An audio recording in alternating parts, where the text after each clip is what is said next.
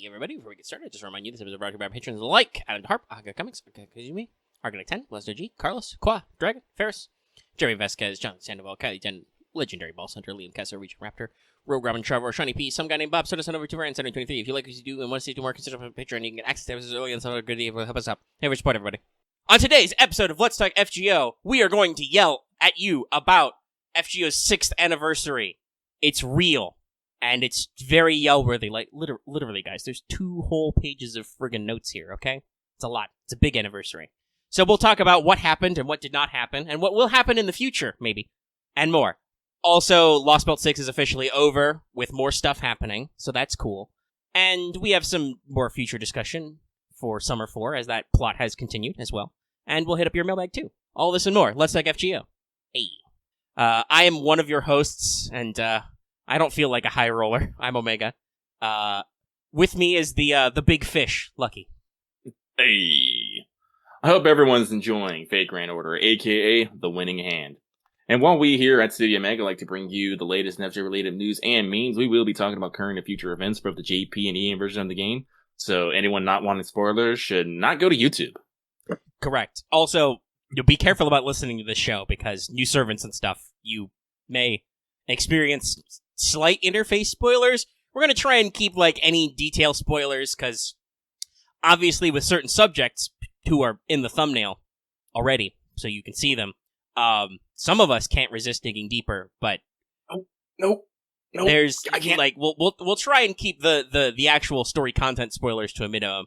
And just let you know now, Lost Belt 6 is confusing and amazing, and I can't wait to read it in English to understand what the heck is actually happening.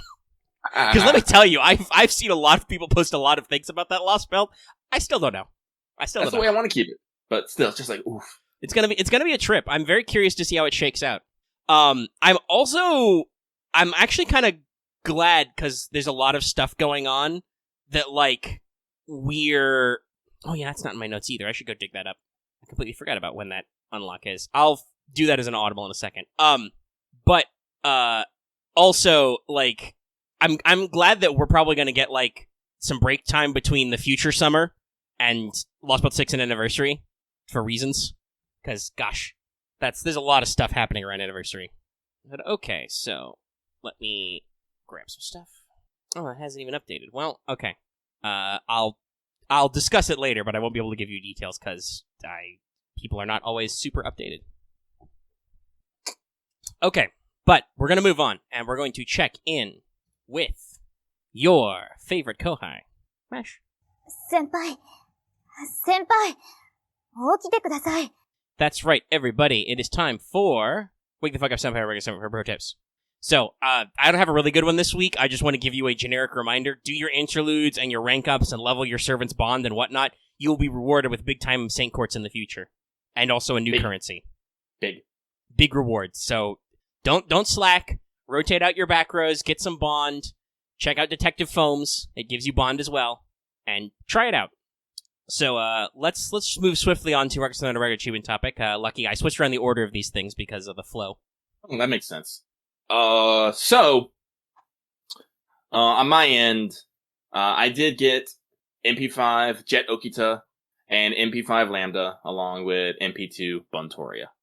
There's more about that story, but we'll leave that for after. Well, that comes later. Okay, so for my achievement, I have Max Limit Broken, speaking of this, Detective Foams. How did I afford to do this, you ask? Well, let me tell you, as we pivot to Not All the World's Evil, but Damn Close. So, on Carmilla's solo day, in the middle of the night, alone, in my new house, well, not alone, but, in my new home, in my bed, I think my PC was still in a box, I spent $80. I did get NP2 Musashi. As the pain fades, that's a good thing. But my only SRs were my 4th Beowulf and my 3rd Nezha. So, yeah, no joy on the Carmilla front. Well, that's okay. There's always Banner 2. We'll try that out. No, Banner 2 was worse. Dropped another 80-pack. I did get one single Okita. But I was spooked by a Martha, who is now NP5, and Assassin Emiya, the goddamn Gaul, by the way, and a Landling, both of whom are now MP3. Oh yeah, and those last 3 were all the same roll. I took a screenshot of this. That was literally all the same roll. I got 4 fucking not rate up SRs. Clearly cash money is not my answer. So we'll try again next year because I don't want to keep spending money and free state courts when I know that Space Ishtar is not too far in the future. I gotta go do some free quests, guys. But Lucky, you have a couple of further stories to tell as well. I do. Hang on, I'm trying to pull something out here, pull something up here, so I can actually. Where did it go? Am I dumb? There they while are. Lucky is working Okay. for stuff, I will. Okay, I got it. I'll tell that. Okay, I got it. Funny story later. All right. All right, so you guys remember last week I was telling you how I have been powering up for this? I've been, saving money. I've been budgeting. So, I have like, $1,000 to make sure I get all the summers. Yeah, I went over budget. I spent over $1,000 on this. Now, to be fair to me, I was prepared for this. Like, I said I had saved, like, this is what I did. I said I had saved, $1,000 for this when, and actually I'd saved $2,000. Because I had a feeling I tricked myself. So, that it wasn't as bad as it could be. Like, honestly. Cause that was the thing I told myself. Is basically, for every dollar for every $2 I save, $1 of it goes to the summers. And that's usually what you gotta do. You gotta go further beyond. But I still spent a fuck ton of money. Like, for this banner, that is not the calculator. Hang on, let me do some quick math here. Go T9! Also, I'm a little mad. Apparently they increased taxes in my area. And I had to spend 8 cents more per pack. I'm a little upset. I don't have, because my estate is a hellhole, I don't have that tax problem. But also, my governor doesn't believe in masks and wants you to go to the beach and get COVID. Anyway, so yeah. Yeah, so there's that. Hang on, I am doing... By the way, when Lucky's doing here. math, I do want to throw this out there. With my 2 back-to-back 80 packs, I did make Google Play points gold immediately. Honestly, like, I do want to shout this out. If you do spend a lot of money, don't skip out on your fucking your Google Play packs. Yeah, I think I'm well over 5, and I'm pretty close to $10 off, right? Yeah. Which is not shabby. Like, that'll eventually turn into, like, Lucky Bag Quartz or something. Yeah. Okay, so, by the way, total, I spent $674.85. Ow. That was pain. That was just on Banner 2. Just on Banner 2. Plus, like the 350, I think it was like 355. It wasn't exactly 355, but it was close to that. Actually, so let me... Okay. Yeah, no, I ended up spending about $1,030, which, it's only $30 over budget, but it's just like, I still was not able to contain it. It was actually kind of hilarious because... It's good, though. It's close. It was close. It was actually hilarious because here's the thing. This is the reason why I overspent. This is the only reason I overspent. I had actually, like, gotten all of the servants, like, 2 full packs before. But the thing is I wanted an MP5 melt. Because I didn't mark this because I didn't really want to burn it, but I got 8 Okitas. I was like, Okita, you're a dear and I love you, and your blush is wonderful. It's adorable. It gives me life, but that's not where I am, fam. That's not where I am right now. I need that melt. I need to support the SSS. I mean, I do understand that logic. That was me with Gunhime, right? Like, I hit NP6 on her, and I'm like, what are you doing? Wait until there's a solo raid up. That didn't work out, but, like, I was like, wait, shit. Hold on. Yeah, while I had, like, NP8, Jet Okita, I only had an MP3 melt. I'm like, but melt is where I want to be right now. So I was just all like, and of course, first thing I do is I go screaming into the Discord, I'm gonna fucking do it, and everyone's like, no, Lucky, no! I did it anyway, because I'm an animal. But, yeah, so, honestly, like, thinking about this, I'm probably gonna go back into hard savings mode after this. Oh, no, wait, no, that is true. Robin was being a gremlin, and tried to, what's the term? Enabler. I forgot the term. Enabler, thank you. Ooh. No, here's the thing, Omega was just talking about how cash does not work for him. Cash actually works really great for me. The problem is usually, like, I don't necessarily get what I want, because there's plenty of other things I got in there. I got some Wuzatanes, I got some Emiyas in there. What else did I get in there? We've also talked about this, like, I'm honestly quite stingy with my money. Like, spending $160 didn't bankrupt me. If I spend as much money as Lucky did, my savings would actually be significantly diminished. Or I would have questions to answer on the credit card bill, either way. But, I also, that means also I'm, able to hold it in a little bit better. I'm like, no, I stop at 180 pack, No, I do Though, think also, I'm gonna to be fair, my responses were very disheartening, right? Like, I got spooks. Like, if I'd got fucking nothing but min rolls, which I got a lot of those. Fuck 4-star CEs, by the way. That's my news. I'm sorry. Napoleon, Sigurd, you guys are great. I'm sick of seeing you. I really, really am. Jesus. No, I'm like, goddamn. I'm just, at least with rate up CEs, they got that, but goddamn, I don't. Well, they're not all the annoying 4-star CEs are the year one ones. Though, yes, I am tired of seeing quite so many imaginary rounds. I have a lot of them. I'm like, God, they can't take that shit out of there soon enough. Fuck. I don't even get cool 4-star, 5-star CEs. I keep getting, limited 0 overs. I've had max limit broken for, 2 years. Anyway, so I've lost track of where we were. I kind of know where we were. Okay. But, so, with that, don't worry, I've already, I've ran some numbers. I did some figures. I made him move some assets around. But no, I'm fine. I can't buy the fucking Japanese cookbooks that I want to buy right now. Yeah, Omega's going back to buying a cardboard crack. That's way nicer to him. Every day I think about, man, I need to start buying those Dragon Mates. I just forget. I always forget. Technically, I recently bought a box of Yu-Gi-Oh cards and got a collector's rare in it and resold it to effectively make my money back with a little bit of profit. So, yeah, that's the dream. Not that I would want to. I have some other shit that's actually quite valuable, but I'm not fucking selling it. But if I was in a rainy day, I did actually sell the Skullmeister. It sold. I kept meaning to mention that on What's Up, and I just always forgot to because it was so minor. But yeah, I did actually sell. So it's there is something to be said for physical returns on gambling, but it's a lot like this event has been telling us, Lucky. You gotta know how much money you're willing to lose, and you gotta know when luck is not going your way. You gotta know when to hold them, you gotta know when to fold them. To be fair, though, when I did decide to go, and I did, in both those 80 packs, I got a single melt, so I was like, no, this is, this turned out okay. Also, that's where I also got my MP2 Buntori, and I was just like, Because unfortunately, unlike Masashi, I wasn't this. I only wanted a Buntoria so I can keep going with my Artoria collection. I'm still only missing MHA Alter. That's the only one I'm missing. I don't know if you need more than one of her. But it wouldn't hurt. Isn't her? No, I think her NP charge is flat. I did the Wanted. I shot it and got it out on time. I don't know if it mattered. Go watch it, please. Everybody go watch the Wanted. Click on it. Click on it right now. Well, yeah, Musashi, you want the 2 because you want overcharge and you want more damage potential. But remember, Buster Loops are a thing now, allegedly. I mean, looking at her skills, yeah. We'll talk about that. Yeah. Once again, they've done that thing with Anniversary where people are... One people are like, holy shit, Buster is back. 2 people are like, Merlin is dead. Spoilers, Merlin's not dead. Spoilers, in case you didn't realize this from, speaking to her ever. Koyanchihuaha has no defensive abilities whatsoever. Other than she reduces charge down 1 tick on her NP. So, by the way, listen to what I want to say. Don't necessarily think of, certain units as replacements. Just think of, different generation Pokemon.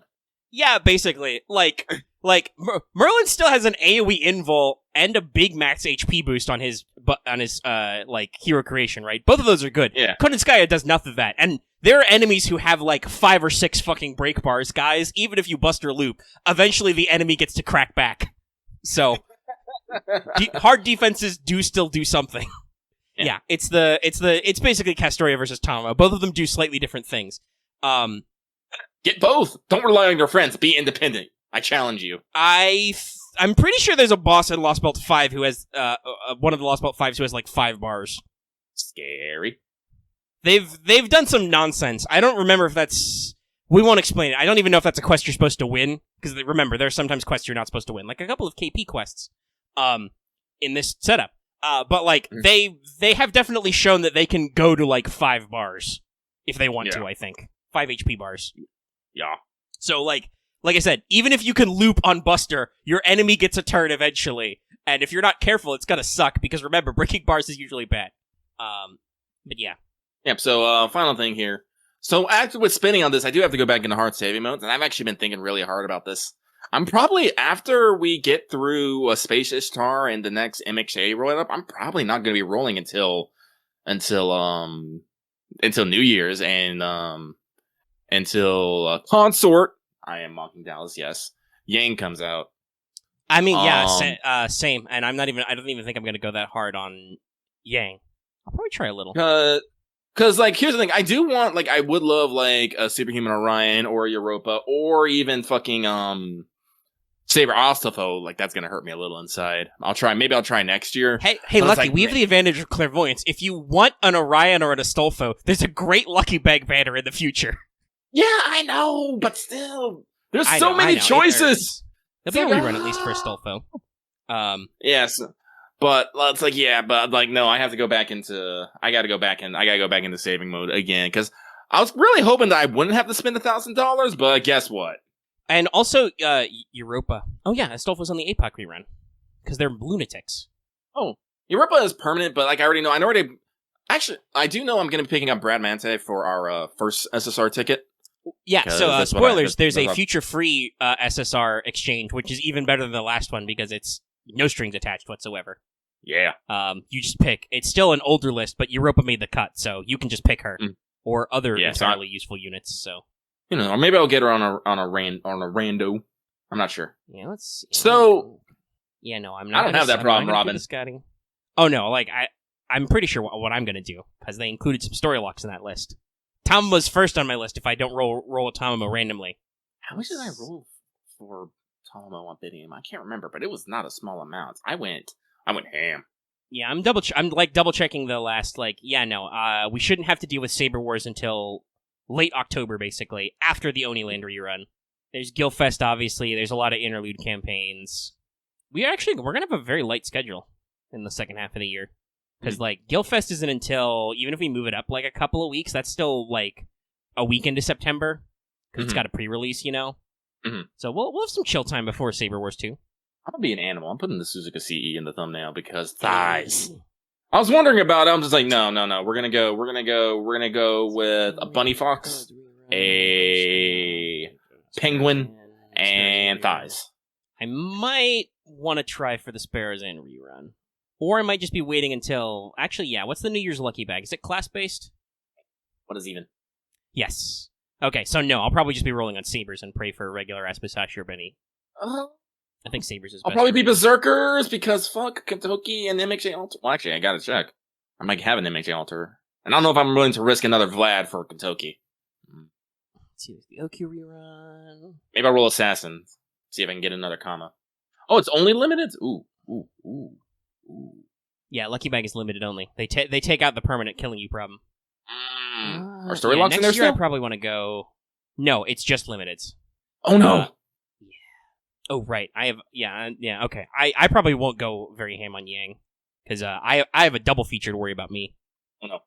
Because February is Valentine's again, with Seishonagon debuting. And then...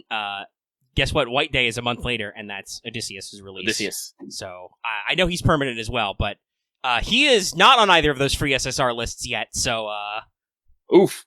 We're gonna have to take some swings, or hope. Alright, but we've been faffing around a little bit. We've I think, long left that subject of your budgeting. You have not yet mentioned your last bullet point, and technically All the World's Evil. It's technically All the World's Evil, because this makes me sad. I'm slightly upset. But with the the Mysterious Alter Ego Lambda solo raid happened today, Tank is gonna be finally pulling and has pouring all the energy that they've been putting into Daily Melt into these roles. Like, today was the final day of Daily Melt. I'm just like, no! I loved it! It made me happy! Yeah, it was great. It got me into following Tank. I follow his art account. You should as well if you guys are interested in his art. Also, no, yeah, I want to clarify. I was not doubting that this is not All the World's Evil. I was reminding everybody, and Robin, we are technically still in All the World's Evil. We have not left this segment. Tank has been going on this for literally, 2 years. Yeah. Just drawing a melt per day. It's like, wow. It started as a hype to regular-ass melt, and then I think, because, it was 2 years, it was also just then Summer Melt was announced. So he was like, oh shit, I'm going all the way. Yeah, no, it was great. I loved it. And like I said, it did introduce me to Tank, and like I said, I follow both his art accounts. This is where you add the slowly zoom in eye wiggling. Phantom belt. Tank, That'd be great. that'll make Tank vibrate a little. And Well, Tank, if you're listening I know to he's this- done some like. Also, yeah, shout out to Tank if you're listening. Yep. I do think he's also done like Daily Abbey stuff as well, right? Oh yeah, and usually there'd be like a mini melt in the back or something. Yeah. So you know, Cute. he could make that comeback for Summer Abigail next year. Yeah. Anyway, by the time this is public, you've already rolled, but I'm sending you my energy, my dude. Yeah. Good luck, King. Thumbs up. Do better than I did.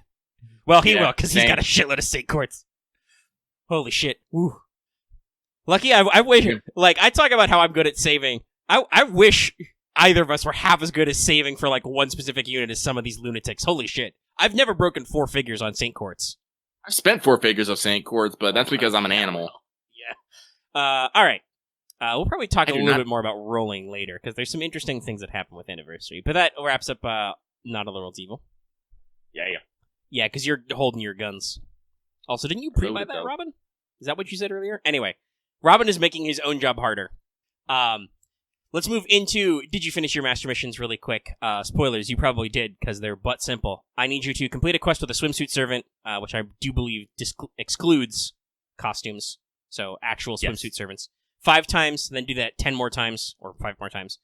Defeat 15 enemies with the dragon trait, defeat 6 Sabercaster Berserker servants, and defeat 6 Lancer Archer Raider Assassin servants, and then get 3 statues or skill gems as drops. The dragon one is there's literally a dragon in Camelot, which is the best place for chip drops, which was very important to me. So go farm chips, guys. Camelot. Use Musashi. She's great. Why, yes, now that my Musashi is NP2, I am, in fact, Smooth Brand, Ganryujima, everybody. I've been doing that for a little bit. It's kind of great. It's I see why just some like, people want. see Musashi, insert waterfall. I do see why some people like having her at MP. I'm not MP2. At her like first or second ascension, but I just dig that. I just dig the animation of her final one. Oh yeah, it goes really ham. Like she Yeah, it does. she goes the extra level. Also, I mean, I love that her cover's immediately blown because one of her versions of her NP line is "This is Musashi's battle," and I'm just like, I was like, yeah, I mean, Musashi Ingress. Ooh, sexy! I am Miyamoto Musashi. I'm just like, right, okay. yeah. I mean, there's also a version of her NP line where she finishes it by going, what a beautiful woman I am, and I'm like, you right. But Did we talk about how thirsty everyone is in this goddamn? this event is so horny. Spoilers for our future discussion about Melt's Casino, but horny for Melt. Melt, horny for figures. Anyway, He's a little horny for you too. well, we get a great Melt licking her lips sprite. Mm-hmm. 3 cameras to shot Casino. I'm not that far ahead. I will though. I'll probably be working on that. I gotta find.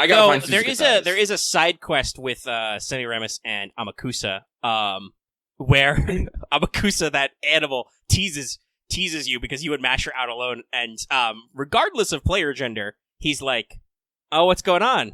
You're close? You on a date?" And Mash is like, "What?" And he's like, "Haha, I, Amakusa, couldn't help but tease you. Excuse me, I need to go win more money for the children." Honestly, like, I know this is a slight tangent, but I do enjoy Amakusa's and Semiramis' relationship. It's like they're a separated couple who still have feelings for each other. Yeah. It's nice. But alright. Skelegrams time. So, Yeah. the big one. FGO's 6th anniversary. The anniversary event is lasting from the 1st of August to the 15th of August. You will get login rewards. So, log in every day for stuff. Also, log in for cumulative days for stuff. The first system they busted out was they added a new summon option. So this is an interesting one. I want to hear what people think about this one in the comments and stuff, and also what Lucky thinks because they launched so much news. I don't think I've seen Lucky express an opinion on this one. But Yeah, once no, per there's day, a lot. you may do one singular summon with 1 paid Saint Quartz per limited banner. It basically, remember how there's like, you know how right now there's the 1 summon option and the 10 summon option. There's now a third button there you click. Once per day, you can spend 1 paid Saint Quartz as opposed to 3 non-paid Saint Quartz to do a summon on a banner. It doesn't count towards your 10 max. So basically, you can, for 99 cents, do a summon every 24 hours. It's interesting. Yeah, I'll talk about that quality of life later. So, Lucky, what do you think of this as a person who spends money on this game? So, on one hand, I think it's neat. Because it basically means that even if you're someone who might not buy a lot of quartz, you still have a chance to maybe get, have a fair chance. Because you don't get necessarily like increased rates or, there's, like I said, we have no safety system either. But it does give people a chance who do not spend as much on banners to perhaps, maybe, for lack of a better word, get lucky. Yeah, because it is a discount. It's only 1 quartz, and it's 1 cent quartz is actually pretty cheap, depending on your local tax rate. It's 99 cents base. Like I'm assuming this 1 pool also counts for the 11th free roll. No, right? it does not. It does not. It does not count for the 11th roll.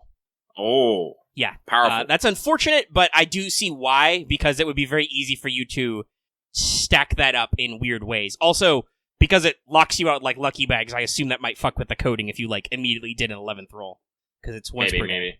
Maybe. But yeah, once per day you can spend and do one. And spoilers, by the way, we still don't have a safety net system. I think honestly that's the only thing FGO has left to fix at this rate, because we got some of the other stuff we've been yelling about. We'll talk about that later. Yeah, but no, it's like like I said, this gives, like I said, I like it. Honestly, I don't think it's necessarily like the greatest thing ever.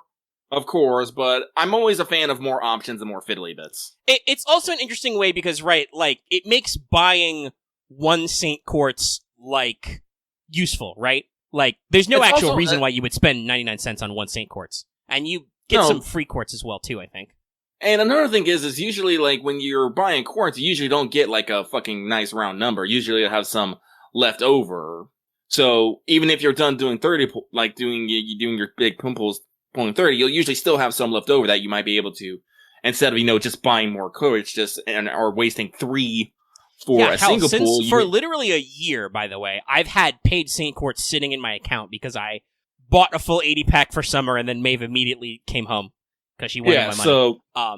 So like if you have leftover paid quartz, you can just slowly chip away at it instead of having to, just go ham continuously buying new quartz. And if you aren't a whale already, or a dolphin, or whatever the fuck any of us are, I did in like a week drop $160 on this game. So, like, I'm not definitely free. I'm definitely some sort of C2C'in. But if you don't have a lot of money, most people can probably afford 99 cents, for maybe a few days in a row on a banner, Mm-hmm. It's not too bad, and it gives people some reason to contribute, even if it's small amounts of money, right, to the game, which over time adds up. It makes it useful. I like it. I'm trying to get maximum Fox Bunny butt in this, and that is succeeding. He's doing Enhance. Right. Well, while Lucky is zooming and enhancing, let me talk about something different that wants to kill me. There is a Lucky Bag summon. Reading about this made me want to die. It's unfortunately incredibly overly complicated on the surface. So, there are 12 banners. There are 12 Lucky Bag banners. Because not only is it divided by year, it's also divided by class groups.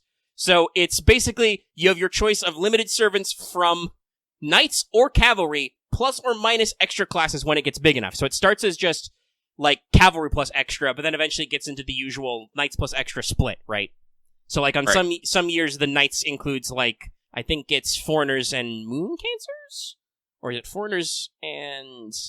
Yeah, no, I think it's foreigner moon cancer, and then Avenger rulers on the other half, the cavalry half.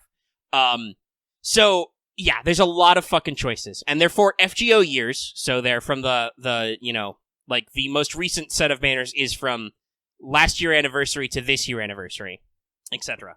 And additionally, in these summon banners, you can summon any SR or R released that year on either banner, including locked and limited ones, but it is not guaranteed.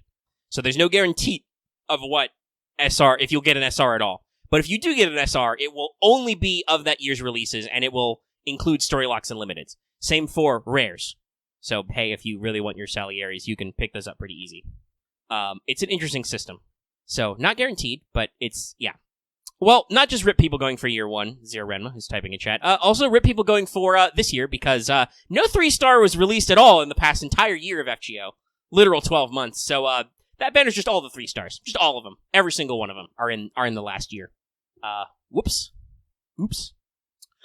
On the flip side, some of these banner splits are very narrow. They go as small as only 4 servants on specific banners. Yeah, this means that if you keep your eyes on this setup for the next couple of years, you will have Lucky Bags guaranteed new units. Lucky is eyeballing the Arjuna Alter, Murasaki, and Lady Rana's one, because I'm like, I want all that. That's a good one. I would have to watch out for the Murasaki or Kama dupe, possibly. For me, I've pointed out there's already one that I will likely not have any for. It's the banner that contains Scotty. So it's Scotty, Ivan, and 2 more units. I'm trying to remember who they are in the cavalry. Maid Altar is one of them. Don't have that one. Who's the last one? I don't remember. But it's that slot, and I'm like, I literally have none of those units, and I'm not likely to roll any of them unless I get lucky in a lucky bag. You know? Similarly, I mentioned it before, there's a great one, because in our current year of FGO that just started for us, the only limited Knights class we get is Saber Astolfo, Super Orion, Romulus Quirinus, and who's the 4th one, guys? Seishonagon, that's right. So yeah, all 4 of those are just in that block. So it's pretty interesting. It's going to be a lot of interesting choices you can make, and I actually, other than the fact that it's like 12 fucking banners to keep track of, divided by year, it's a pretty cool concept. You will need a graphic, though, probably. Probably. So, speaking of gacha stuff, we have a new enhancement system. Not impressed by faux pas? Still a shame they didn't call that in English. Let me tell you about our latest cryptocurrency, guys, Servant Coin. It's not actually cryptocurrency, but no, they are called Servant Coins. So this is a new currency for upgrades. You obtain Servant Coins by summoning servants and raising their bond levels. Welfares and other event servants that have previously existed don't count, and future welfares will give you servant coins through other means. So, no free lunch on that one. And the ratios are hella skewed. It's like, you get 90 servant coins for summoning any 5-star, but for summoning a 1-star, you get, 2 servant coins. And I do believe it counts NP copies, but yeah, it's a system, and you get them for bond levels as well, so watch out. Yeah. You will get a huge backlog, and I believe there's some other stuff. Now, there's 2 things you can spend servant coins on. The first one is more palingenesis. So, follow me on this. For 30 coins, 1 grail, and I wrote this as some QP, but a lot of QP. You can raise a servant's level past 100 by 2 for a maximum of 120. By the way, this takes a stupid amount of EXP. Do not do this for fun. Do it only for super love. Not just even regular ass love, do it for super love. You will be here a long time, okay? The second thing, though, which is the raddest, is a new system called Append Skills. So, unlocking each Append skill is 120 coins. Then you level them normally. So yes, you have to spend QP and you have to level them with mats, like you do any other skill. But you get access to new passive skills. All servants, as far as I can tell, have basically the same append skills. Append skill number 1 increases your extra attack damage. Append skill number 2 starts your servant with 10 to 20% NP gauge. And your final one gets you bonus damage versus a specific class. It varies from servant to servant. So, for instance, Morgan's append skill is she does extra damage to berserkers, I believe. Konanskaya does extra damage to archers for some reason. It's 30 to 40%. We're not there yet, Robin. That is my next bullet point, though. Some give crit damage reduction? Interesting. Are you sure that's not a different... Well, basically, as far as I've seen, there's mostly the same append skills. There's one that's slightly different for each servant. Literally, it's like when they gave everybody bond CEs, guys. Literally every servant now has these append skills. And let me tell you, that is where probably most of my servant coins will be going, because some of these are pretty rad. Oh, okay, so berserkers get a crit damage reduction. Okay, that makes sense, because they already get class advantage. Yeah, you gotta level skills, it's crazy. But you know how you can level these skills and these servants and these stuff? New daily quests! Alright! We have added Extreme Level, Ember Farming, and Treasure Vault, which drop, Treasure Vault Extreme drops even more QP, and Ember Farming Extreme drops 5-star EXPs. Thank God. Holy shit. We've finally done it, Lucky. We're here. Mission accomplished. Fly the banner. Play the music. Yeah. And meanwhile, our chat, by the way, is just exploding with people yelling about how much QP and EXP and stuff it costs. Yes. It's a big investment, but... It is a big investment, but also, have you seen the fucking numbers generated on some of these, like, fucking, oh god, what was it? Redrops Comma has like 18k HP. It's nuts. And it wasn't even completely done. Yeah, no, the Grail increase is pretty baller. And then just like guys, imagine this. You can give your servant whatever servant you like, not free, but you can level them so they start with 20% in P gauge. Literally any servant can do this. How fucking bonkers is that? How nuts is that? Like, think about this. That completely changes the landscape of potential battery servants and CE's choices and shit. It's nuts. It's crazy. You actually get to do an extra attack buff if that's your thing. Like, if you really love a servant. It's not the K-Scope game. It's the Wizard Marshall game, but I'll reference that later. But yeah, so these systems are crazy. But they are a huge investment. Presumably, FGO needs you to do something now that, Nasu is a shriveled up mushroom in a corner, and you're probably not going to get any story chance for a little bit. So watch out for that. Also, we got another big infusion.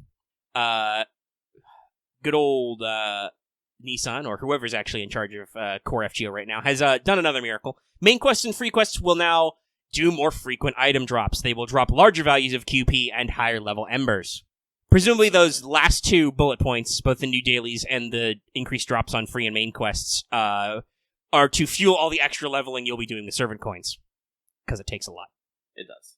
Yeah, so I haven't seen the table updated, but yes, I'm really glad that more frequent item drops on free quests and better EXP values and shit. It's almost like they realized, oh yeah, nobody needs bronze EXPs anymore. Huh. Also, and correct me if I'm wrong on this, because the way this was written was up to Heian-kyo, so let me know if that includes it or not. But Olympus for sure, after 8:15, will be permanent half AP. They are continuing to roll up our beautiful half AP story. I'm pretty sure it's Heian-kyo. It would make sense given the master missions, but like I said, it's ambiguously phrased, and it's not like I can literally open JP and check. I'm pretty sure, I'm pretty sure they showed the Heian-kyo graphic during the stream, because I did stay up and watch it. I died. Yeah. I was dying for reasons. So while we're getting that checked, we have gotten storage increase. All storages have been increased. You get like 50 more command codes and 100 more CEs and servants. And the QP max has doubled to 2 billion. Before it was technically 999 million. Now it's just straight up 2 billion. Also, an additional 100 slots of everything are available for purchase for Second Archive. So that's pretty cool. Super cool.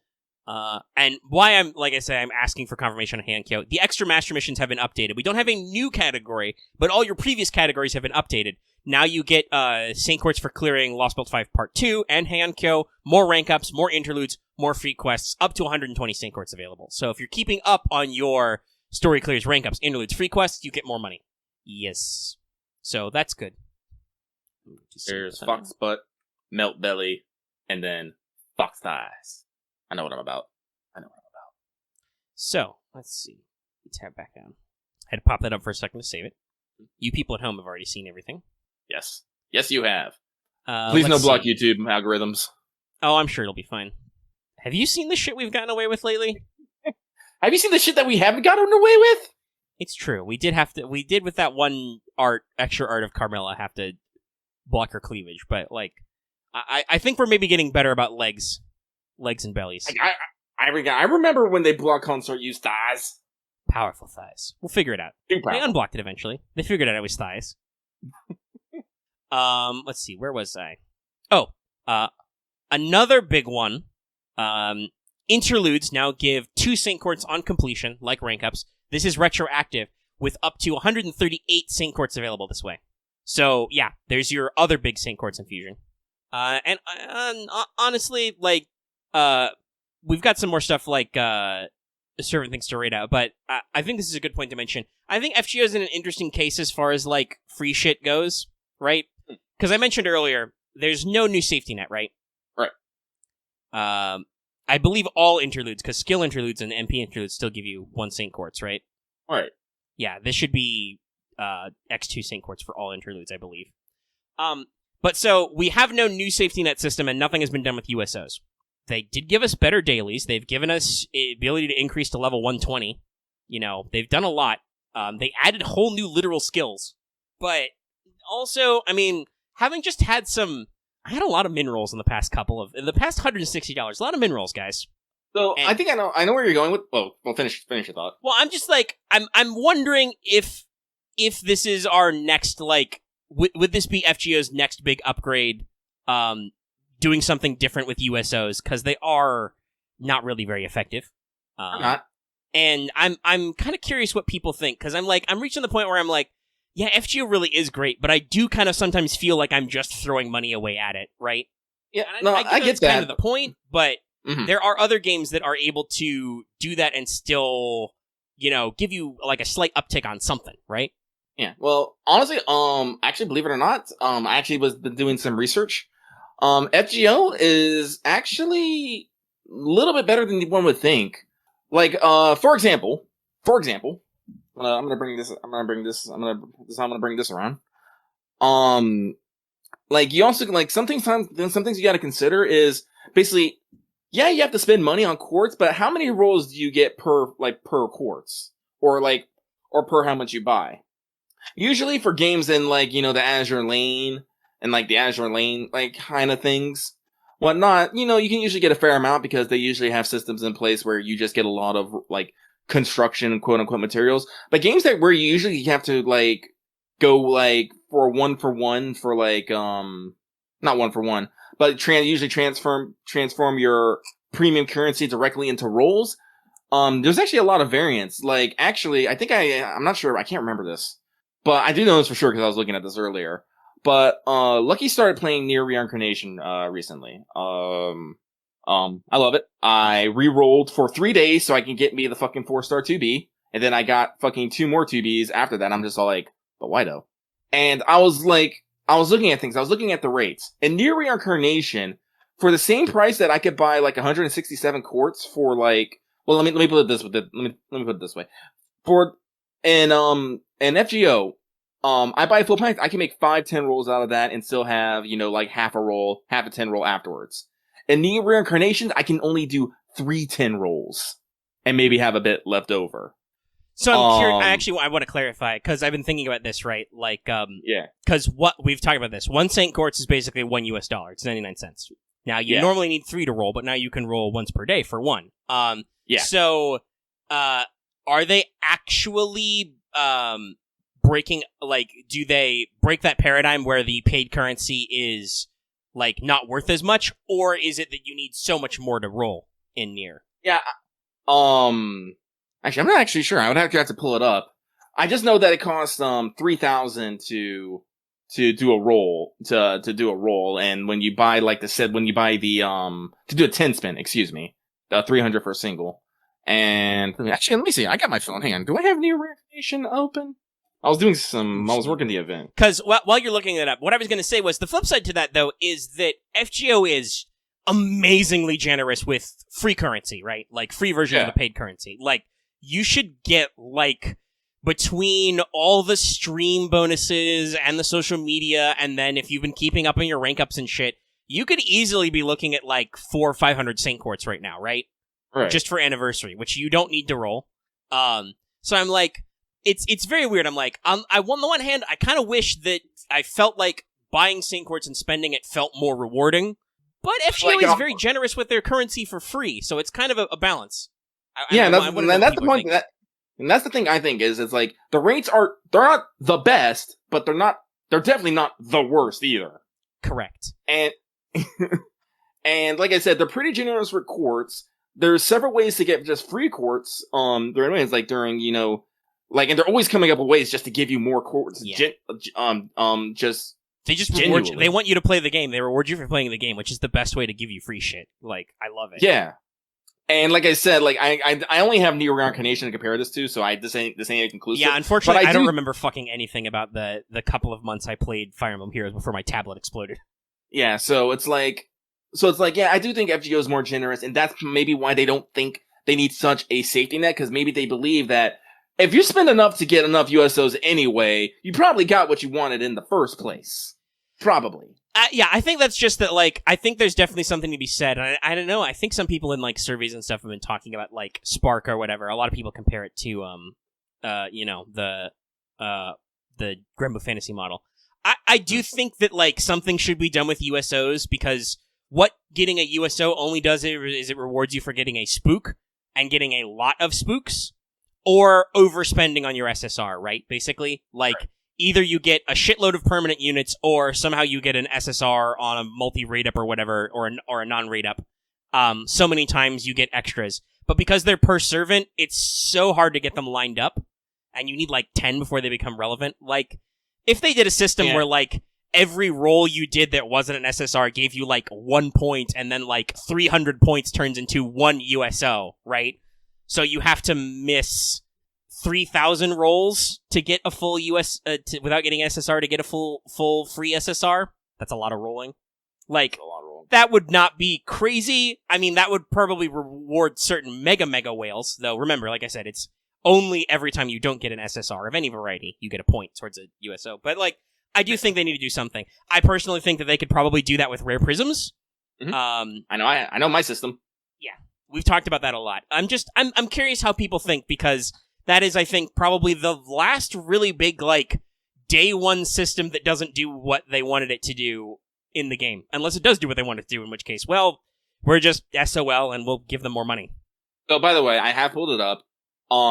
In Near Reincarnation, game by Square Enix, very fun, directed by Yoko Taro, he wants your money. 99 cents gets you 120 gems. Mind you, a single roll is 300. So that's a little bit like FGO. You know, you need actually 3 Saint Quartz to do one roll. Well, you get, like, don't you get, like, how many? How many free quartz do you get if you buy, like, the second up? Yeah, it's 5. I can literally pull it up. Yeah. Okay, 5. Yeah, hang on, but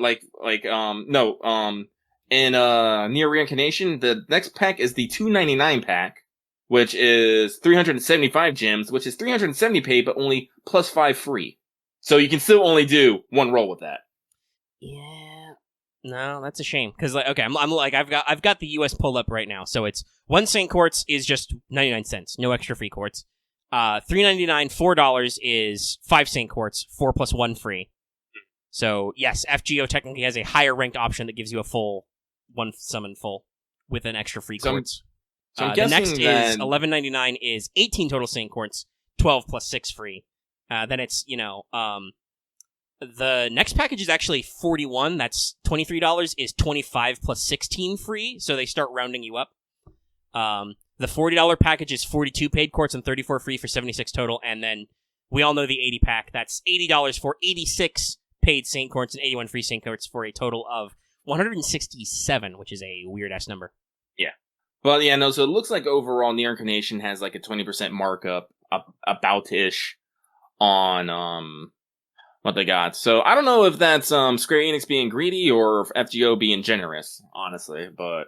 Because again, that's the only 2 comparison points I have, but I don't know, you guys let me know. Let me know how much, like, other gacha games charge you for the good shit. Yeah. Like, I just wanted to bring it up, because I felt like it was a good point to talk about this, because I did want to discuss, having had my own recent explosion a little bit so of just... Let's go. Failure of Skip Gang, because Skip Gang keeps getting interrupted by dog shit CEs. And let's auto fight some mobs here in Near Reincarnation. There we go. Here we are. Okay, so in JP, also during this time period, it's half AP dailies, which are open every day, and triple chance of creating Super Suck. Yay! That's good, because they got new shit. Extra DaVinci Shop merch, as usual. Also, we mentioned this earlier, in DaVinci Shop, there is a special summon added. So, anybody who has cleared Fuyuki can exchange for a singular SSR who is permanent or story locked, no strings attached, from a specific list. I wanted to check if this is all of them. It is not, but yeah. So, basically, you get if you've cleared Fuyuki, you get a special exchange. As far as I can tell, there's no, like, time limit on it, like the first SSR ticket or whatever.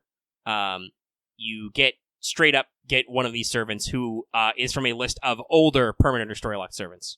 So your pool is, Arturia, Altera, Mordred, Arjuna, Artemis, Napoleon, Tesla, Lancer Arturia, Enkidu, Karna, Bradamante, Achilles, Europa, Ozymandias, Ketz, Maeve, Drake, Anastasia, Sanzo, Scheherazade, Waver, Tamamo, Osakabehime, Jack, Old Man Lee, Vlad, Ku Alter, Zhang Yu, Nightingale, Jean, Sitonai, and Ganesha.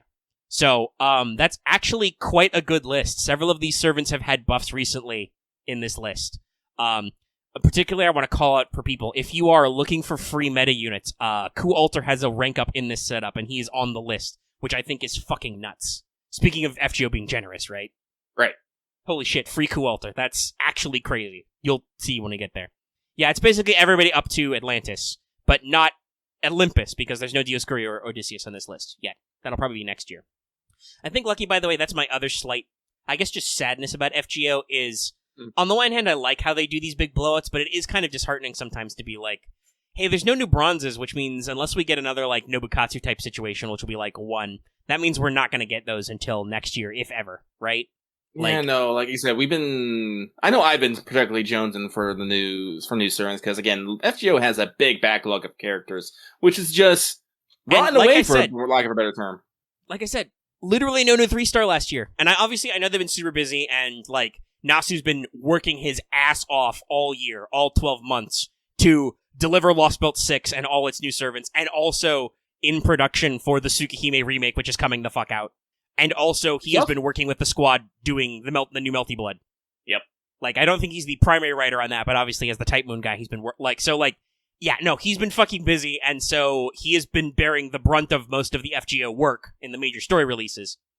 There was an interview with him and Takeuchi, and Takeuchi's like, I have never seen this man this burnt out.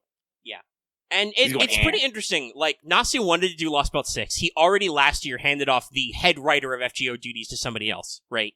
Right. But he wanted to do Lost Belt 6 because it's very related to some very, very deep cuts of classic Fate lore.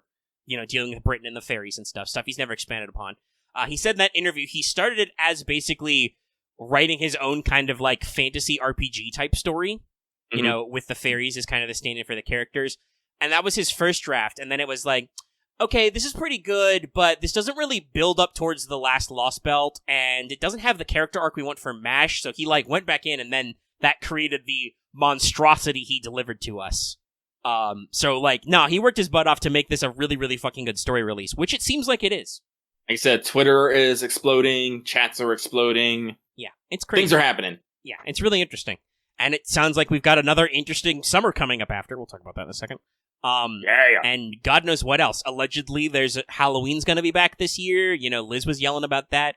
By the way, he did say there's a 6.5. Just prepare your butts. He clarified that. Also, everybody knows this because there's another mysterious dot on the title screen. And this is why I don't, no offense to FGO tubers, but this is why I don't click on a lot of FGO videos on YouTube, because YouTube will be like, hey, you want to see the spoiler? No, I'm good. We're fine. I don't know nothing about nothing. I don't actually know about who's got where. But yeah, so the story summon, pretty cool. Glad they're adding this stuff. And speaking of Koyanchihuaha, Summon Banner is a new SSR assassin, Koyanchihuaha of Light. She's very specific, by the way. I'm sure Lucky probably has some Final Fantasy jokes he wants to whip out. The Koyanchihuaha. Like you whipped out the crows yesterday? Yes. I cast Summon Bind to Crow. Listen, a guy needed some help. And I was like, well, you could probably just pop into the Tiamat VC, or I could be a gremlin right now. Yeah, we destroyed that channel. And then I was just like, crow signal! And then I was just, mobbed with crows, and I was like, yeah. What the fuck? Sorry, I just tabbed over to, somebody talked about it, some madman already has Koyanchihuaha of Light, speaking of her, to Bond 15. What the fuck?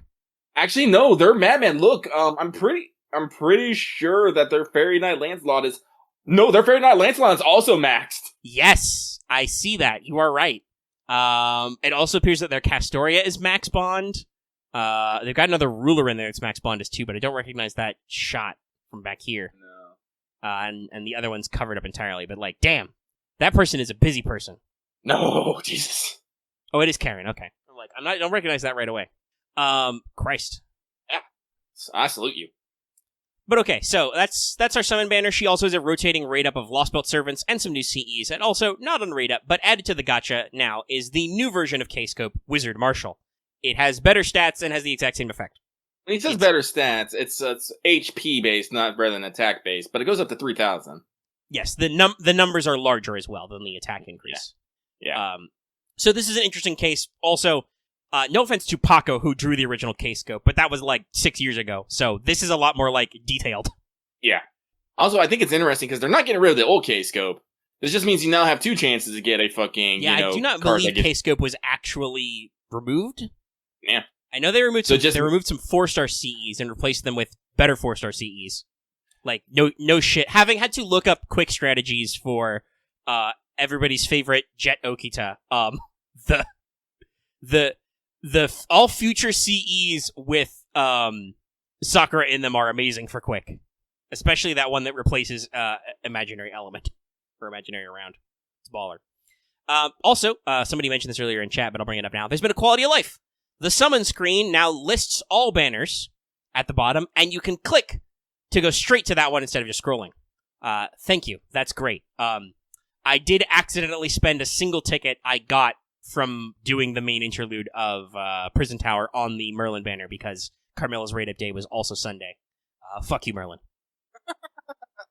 I didn't get anything off of it, but yeah. Having a better quick access to the banners you want to roll on is good. Yes. All right, now, everybody crack your knuckles, buckle the fuck in. It's a new anniversary, which means it's time for rank ups. This is actually like the second campaign or whatever in the list, but it's a big list, so I left it till last, basically. So, here's what we got so far. Number 1. Saber Lily got her instinct buffed finally. It gives more stars, it gives her 10 to 20% battery, and increases her healing rate by 30 to 50% for 3 turns. Yay. Yay. Functional units. Speaking of functionality, Mozart's aesthetic appreciation finally also got fixed. It now does NP down on any enemy, not just servants. Thanks to Lightworks. But it also decreases the targeted character's arts resistance and crit chance by 10 to 20% for 3 turns. They didn't modify the NP down number. It's still at 18% capped out, but crit chance down and arts resistance down, pretty decent. I mean, that's how you get those big... Yeah, that's the good way to get them bigger numbers without adding numbers. You just, add negative numbers. It's great. Speaking of servants you can get for free on this setup, Ozymandias got his NP upgraded. This is quite something, by the way. So, not only is his damage multiplier increased as usual, but also it reduces all of his skill cooldowns by 2, and makes the battlefield sunlight for 5 turns. 5 turns of battlefield change. That's pretty good. That means you can do a lot of synergy plays now, and that skill cooldown is great. I guess what they're going for now is reminding everybody that Ozymandias' NP is technically his reality marble of all the temples he built, so it does make sense that it should buff him. But yeah, no, it's pretty good. Also, Matahari's espionage has been upgraded. Yes, Matahari got another buff. Now it gives the whole party 50 to 100% star gen and 30 to 50% crit strength up for 3 turns. Whew. That's really great. That's really good for her. It firmly puts her in a team support role. Because remember, before, Espionage gave her like 50% star gen and she had 3 quick cards. That was okay. But now that it's everybody, that's pretty baller. I mean, she'll slot in a lot of, crit comps. Yes. As a cheap unit, Mm-hmm. It's basically Caskill's buff, right? He's also 100% for everybody. Yeah, that's low rarity Caskill. And gives you 50% crit up for 3 turns. Pretty solid. Pretty good crit support. Anne and Mary's Voyage skill got buffed. It now gives them a Guts, 1 time, 3 turns, 1 HP, which is good for their NP. Both their NPs are HP based. It's also a Taunt and gives them 3 turns of 10 to 30% NP gain up. This basically just makes their kit come together a lot better. You can actually Taunt and Guts, so you can do their NP better. Speaking of assassins who got buffs, though, Cursed Arm NP got a buff. This is a pretty interesting one, folks. Follow me on this. So damage up, obviously, but also, if he kills the enemy, or procs instant kill on the enemy, I should say. Actually, I don't know. It might be both kill. I'd have to double check the phrasing. But if he kills the enemy, no matter how he does it, it gives him 20% attack up for 3 turns and charges his NP by 50%. So if you pop a motherfucker with this, he gets 50% of the way back to his next shot. So someone was watching Heaven's Feel 1 and saw when you kill Q is all like, I can replicate that. Yeah, basically. They're trying to make it a little more lore accurate, give him a little more punch up. Mm-hmm. Kirky got her NP buffed, damage up obviously, and also it now strips offensive buffs. That's pretty good. Ooh. You got your nice off stun there, and it strips their offensive buffs. Pretty good. Leonidas got his Batcon buffed. First of all, it's max HP he recovers off its guts is doubled. He now at max level of this gets 5,000 HP back, which is a significant chunk for a bronze servant. It is also now stackable. Stackable guts. Oh no. And if his guts procs, the whole party gets 20% attack up for 3 turns. And the cooldown was reduced by 1 turn overall. So yeah, it's pretty good, which is great because that was Leonidas' job, was to be a tank. So this is great. I love this. So remember I talked about how QUARTZ got a buff? Oh my god, guys, I can't believe this. I'm a little shook myself. So, first of all, QUARTZ, who is still super, super high in the attack value, he gets the damage multiplier up, obviously. Also now, he removes defensive buffs. First. Which is fucking ludicrous. So, like, we all talked about how, like, Kiara's NP is true damage, right? Like, yes. You can't avoid it. It's Death Piercing and Pierce Invul. Well, Castoria can stop that. QUARTZ's like, nah, fam. Because you can't even do the pierce-proof invul. No, he will eat your defensive buff, and you will get stabbed. And he's a free SSR target, by the way. If you've cleared Fuyuki, you can get your free QUARTZ right now and get this buff after he's leveled up. Holy shit, guys. Damn. We be out here being like, Buster's not cool enough. It is always interesting how they were trying to rebalance things. Yeah. Like, for a while there, they were definitely trying to cement the art support, but now that, art is in a good place with Castoria and a few other units are looking at, like, but Buster. Do Buster servants do enough? And there's some other ones in here, but definitely you'll see some big-name Busters. Not yet, though. Proto-Ku NP also got buffed. It raises his quick performance by 20% for 1 turn, and also now his NP, his version of Game Bulk, ignores defense. But also, I love this, Jalter got an NP buff. She really needed it. She got her damage multiplier. Oh yeah, and she just drops 30 fucking crit stars. Yeah, because that's usually what you want to do after she NPs is just, let's just go crit. Well, and remember, we are in the age of break bars, so what does this mean? Yeah. This means that you 1 turn NP, delete the enemy, you give them buff block, so if you break a bar, what are they going to do about it? They can't give themselves buffs. And then she's just going to use self-mod and suck up all those crit stars, and somebody is going to get slapped. Yeah, no, this is baller. This is crazy good. It keeps a lot of our Buster servants relevant in the meta of break bars. And also, Mephistopheles, damn him, got an innocent monster debuff, or buff. Yes, everybody wanted Medea to be buffed, but sadly it was Mephistopheles.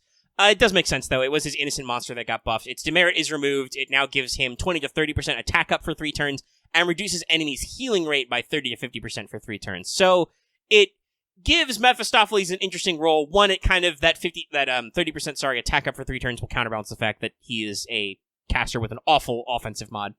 A little bit, right? But also that healing down goes along with his own buff block skill. He can actually now be really, really annoying to enemies. Which makes sense. By the way, his upgrade is translated as Impotent Rage, is the name of his skill now. It's pretty funny. And the final one is tonight. It will be an SSR Lancer and a Rider. Rumor from leakers is that and data miners that it will be Aresh. Aresh will be getting an NP upgrade. I'm kind of hoping for that because I know that damage-wise, Ishtar got her NP interlude upgrade. So I hope it's true, but no confirmation. That's just what people said. I have not heard who the Rider was. All I heard was people were talking about how it's supposed to be Aresh for the Lancer. Rider is interesting, right? Because Oz got one. I think Ket's got one last year, or within the last year. I'd have to double check. You think it could be Drake? I mean, Drake. It could be Drake, but I mean, she is an AOE buster, and they do seem to be doing some buster. Actually, yeah. Like, what does actually does they've got everything upgraded lately, so I don't think she's gonna do. So Ket's was this year, yeah. Hang on, let me check. I mean, it could be Odysseus. He's been permanent for a little bit. Yeah, that is true. But Drake, if Drake doesn't already have an NP upgrade, I could see that.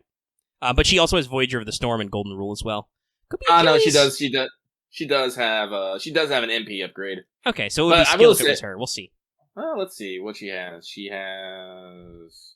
I don't know if they've done anything with Voyager of the Storm yet. That's a little iffy because it's 1 turn on NP and attack up for all. But honestly, they could buff her Golden Rule. It's Golden Rule B, which ain't bad, but all it does it's just Golden Rule B. I mean, yeah, she generates a shitload of stars off her NP, so I would say maybe making that like give her gather up, yeah, like, to actually capitalize on that could be cool because she also infuses stars with her Pioneer. Pioneer the stars. Yeah. Drake's a good unit. She either needs She's really great, but not the Yeah, best either at capitalizing on those stars. No, she either needs critical up or crit gather up. One of the two, I think. Also, please, instead of Golden Rule, call it Big Sis's Plunder, which is one of her skills in Extra. Help a brother out.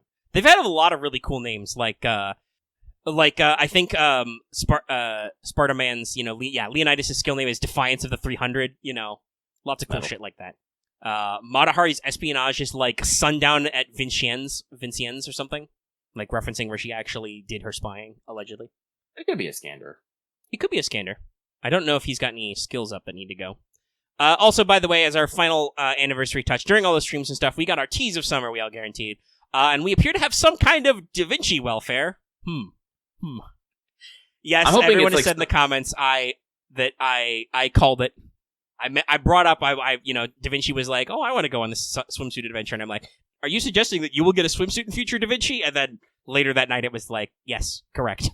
I do believe, from the thing, I think you're going to be going on some sort of adventure.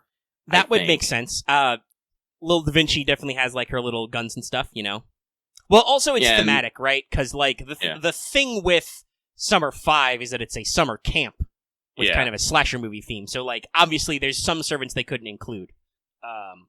Because, guys, we'll come back to this when we talk about Summer 4 more. They are shooting a lot of shots. A lot of things are being thrown in the air, Mm-hmm. So we'll see what's happened. Also, we got some sort of Achilles. An actual, really by the way, summary-looking Achilles. He's got, goggles. He's wearing his swim trunks. He's got a little Pokemans with him. I'm pretty sure that's a Tiny Tarrasque. Yeah, I believe it looks like Tiny Tarrasque. Yes, he is definitely Ace Trainer Achilles. Yeah, no, and Da Vinci, she looks like she's got a bit of a Western look, I want to say. Not quite like Summer Sashi going, but interesting. So who knows? Maybe we're gonna be doing some traveling. We're gonna go on a tour. Maybe there'll be airships involved. I don't know. Yeah, she definitely has some Da Vinci steampunk energy. Yeah. Here, I will paste the image that they showed for chat to remind everybody.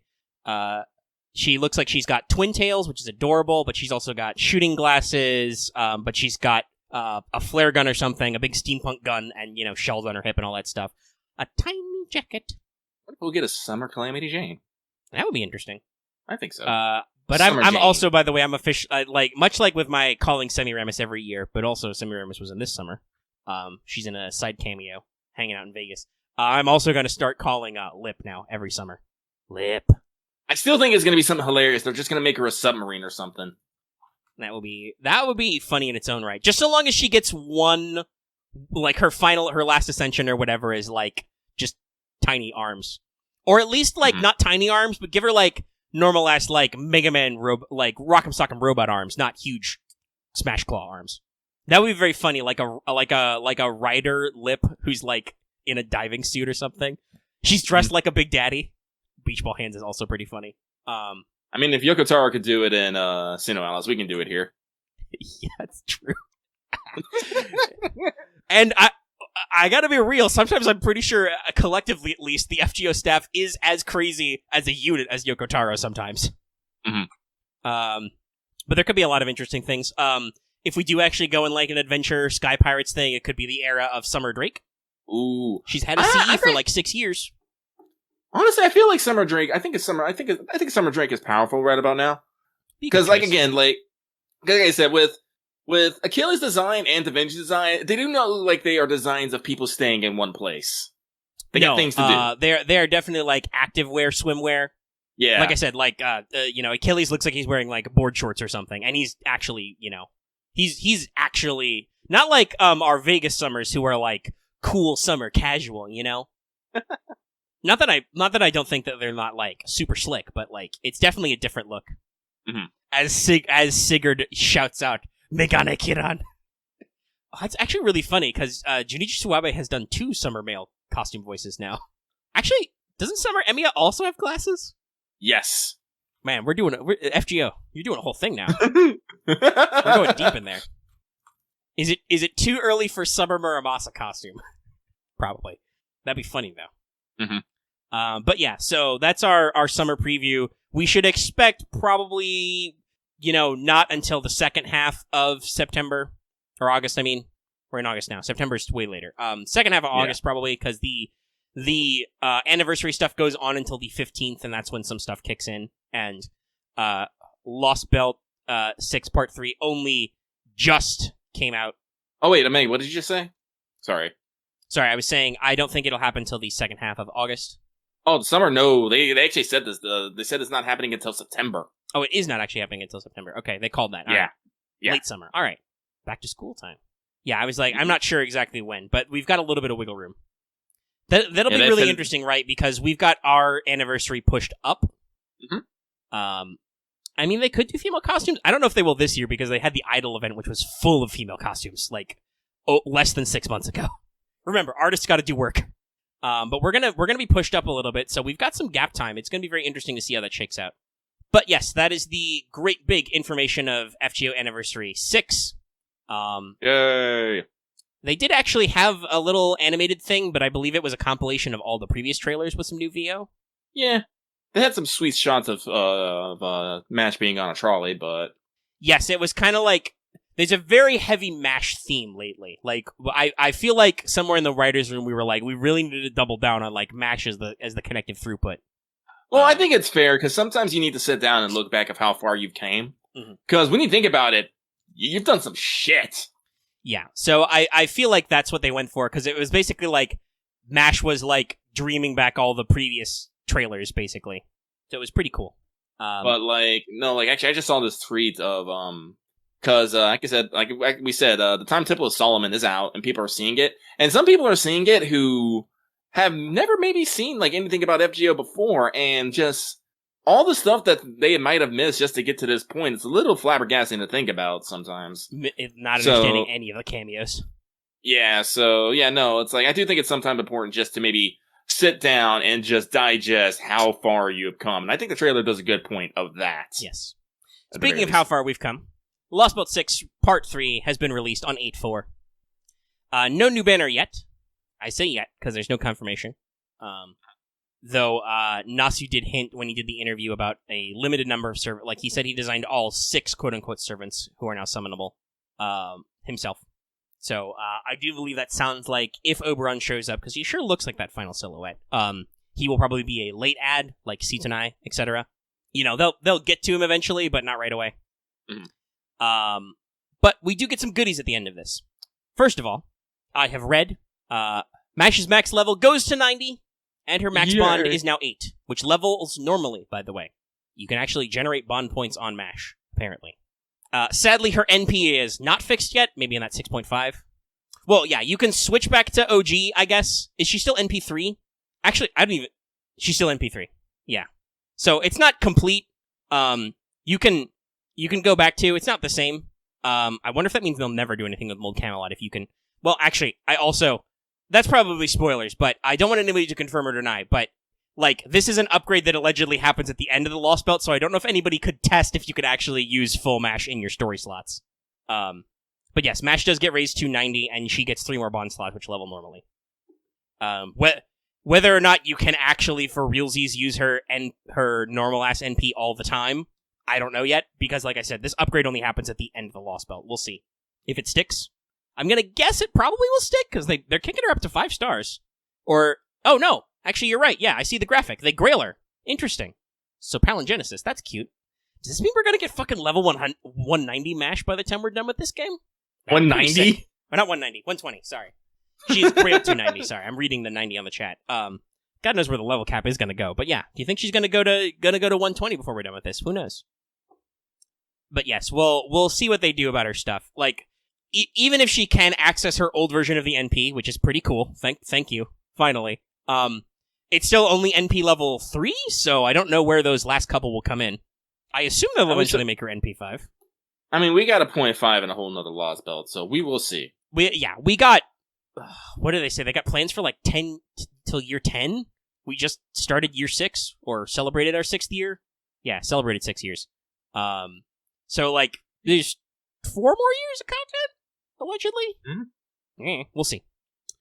But yeah, in 6.5, we might get some more action. You also, by the way, get a Grail as normal. Caster Artoria gets some skill names changed by spoilers. Spoilers. Her skills are exactly the same. They just did some fucking true name bullshit for her skills, which is cool, I guess. No explaining about anything else in that. Just I'm letting people know it happened. And not only do you get a CE, but you also get a story welfare. New 4-star writer, Habetrot. Your first copy is free. All future copies are in the FP gacha, same rates as Saber Lily. So you'll be here a while, unfortunately. I think I heard stories about some guy spending over $1 million trying to get her up to MP5. That said, holy shit, we get a free unit out of completing a story chapter again. Holy shit. Yeah, it's been a while. She's adorbs. I love her. Well, I don't know if she makes people out of, but she is a fairy. Her fairy story is a protector of brides. And she can make dresses. We'll analyze her more. We'll talk about that more later. She's basically like a reverse Rumpelstiltskin type bullshit. Like, instead of being an annoying little shit with a spinning wheel, she's helpful. She's one of the good folk. Also, her stats are way better than like she's not a cheap ass 4-star. She's actually got like real stats too. Mm-hmm. But that's all of our immediate news. Let me check the mission clock. How long going? Wow, we've almost gone for an hour and a half. You want to take a break here before mailbag? Sure. Let's take a quick intermission, stretch our legs, and then we'll jump in a mailbag. Alrighty. Let's go. And we're back. That stretch was actually really important. Yeah. Stiff muscles. But alright, that means it's time for mailbag. Mailbag. Yay! So, it is time for... excuse me. It is time for this week's Let's Talk FGO mailbag, the segment where we read what you have to send in and comment accordingly. We have 32 today. I'm feeling generous. I feel like we can keep going until Mega's like, I'm done. We can go until we run out of energy, sure. Yeah. It's a big anniversary episode. We're celebrating 6 years. Yeah. So, there's 32. I'm going to try and get through some of these as quick as possible. So, prepare for short answers, unless Mega can't help himself. By the way, Mega cannot help himself, mostly. He has words. He has things to say, constantly. He's a man with an opinion. But, with that, we start right meow. This first one comes from being sandwiched by 3 Tamamos is heavenly. And probably a bit of hell, too. Listen. Well, actually, the perfect secretary probably is not as into you as you would like. But the other two, but they're definitely not into each other. There's violence happening. But there could be competition. Honestly, if I understand his personality right, Koyanchihuaha might just take you just to spite the other two. Healthy capitalist competition, as Tomovich would say. Anyway, this guy says, hey guys, nothing to ask this week. I did get attacked by MP5 Bunny. I wasn't rolling for her. What? And MP3 Penguin. What? Just hope you get your bunnies and your penguins rolled this week. How did you get an MP5 SSR? I hate it. I hate it. Also, I don't hate you. I hate you. I hate the system. I could have a little bit of hate. I can hate you a little bit. Since you called it specifically the 2 servants I did not get on that second banner. Thanks, buddy. I know it's only been an hour and a half since I brought that up, but, you know. Fresh wounds. Yep.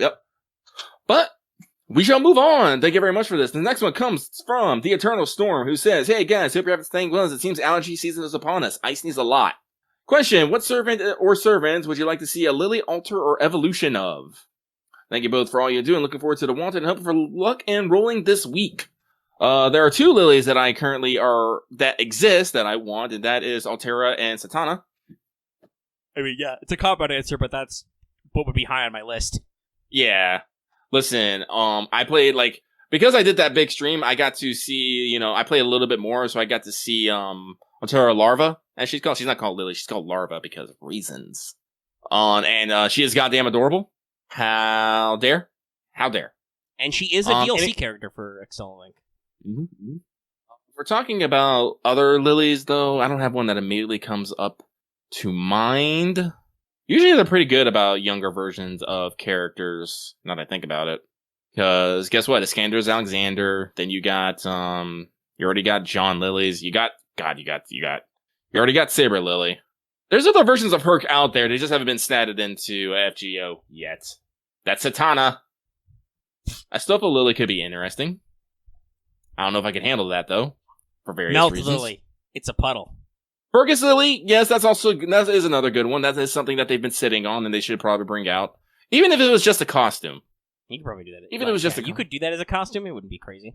I'm gonna be crazy. He still has the same NP and stuff. You just, give him some new. Yes, give me the 10-year-old Mash from when she first got her shield in the anime, as opposed to our normal-ass, 16-year-old Mash or whatever. People are just being animals now. Yeah, no, they're going crazy in chat. Let's ignore them and move on. Yeah. So, we shall move on. Thank you very much for that. I appreciate knowing that Robin knows that he's only extending his own torment.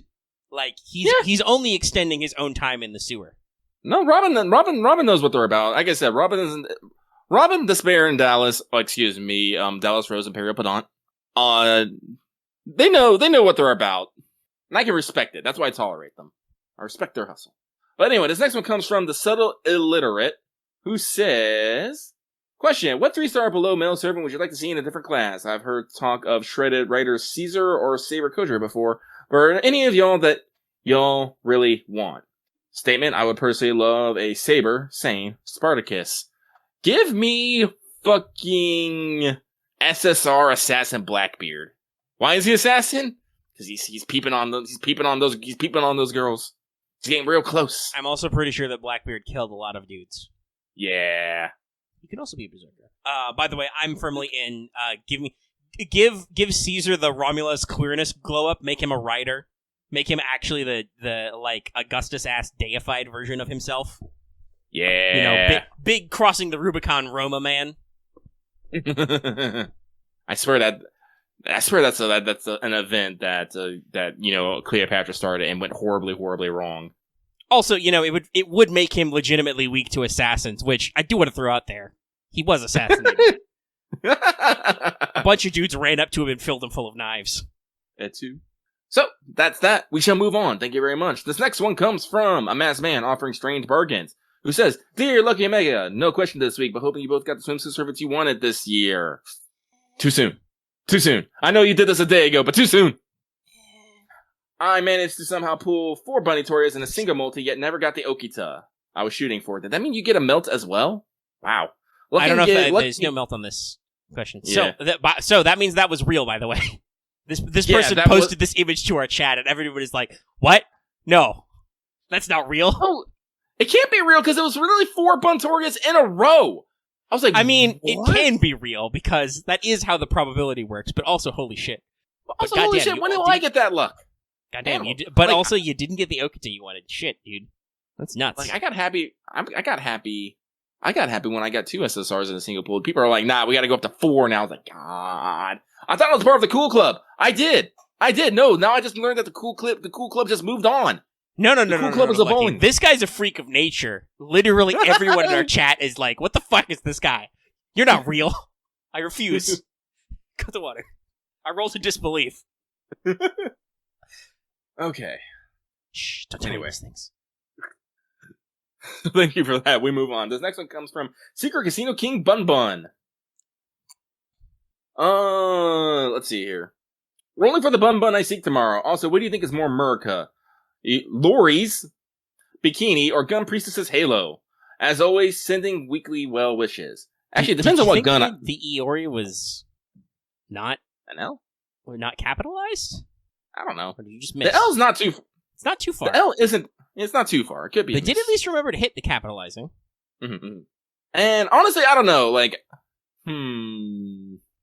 I'm going to say stereotypical Japanese aesthetics, it's definitely Iori. I don't know what it is, but apparently the Japanese really love this idea of American women just going around in fucking star-spangled bikinis. I don't know why.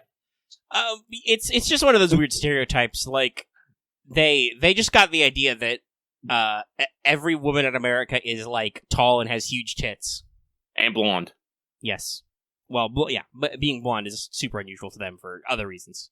Yeah.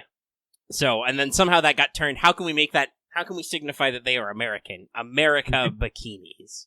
Honestly, I don't necessarily consider the gun Halo really that America. Personally, I have to do it. You have to check the art. What guns are Halo-y? Yeah, that's the thing. If they're like all American guns, no, those are Glocks. I don't know what that sniper rifle model is. That might be. Is that PSG-1? Yeah, I better say that might be PSG-1. That solid-ass stock is not an M4. No, it is not. That is not an That is a M16 or huge M4. stock. That Huge is stock.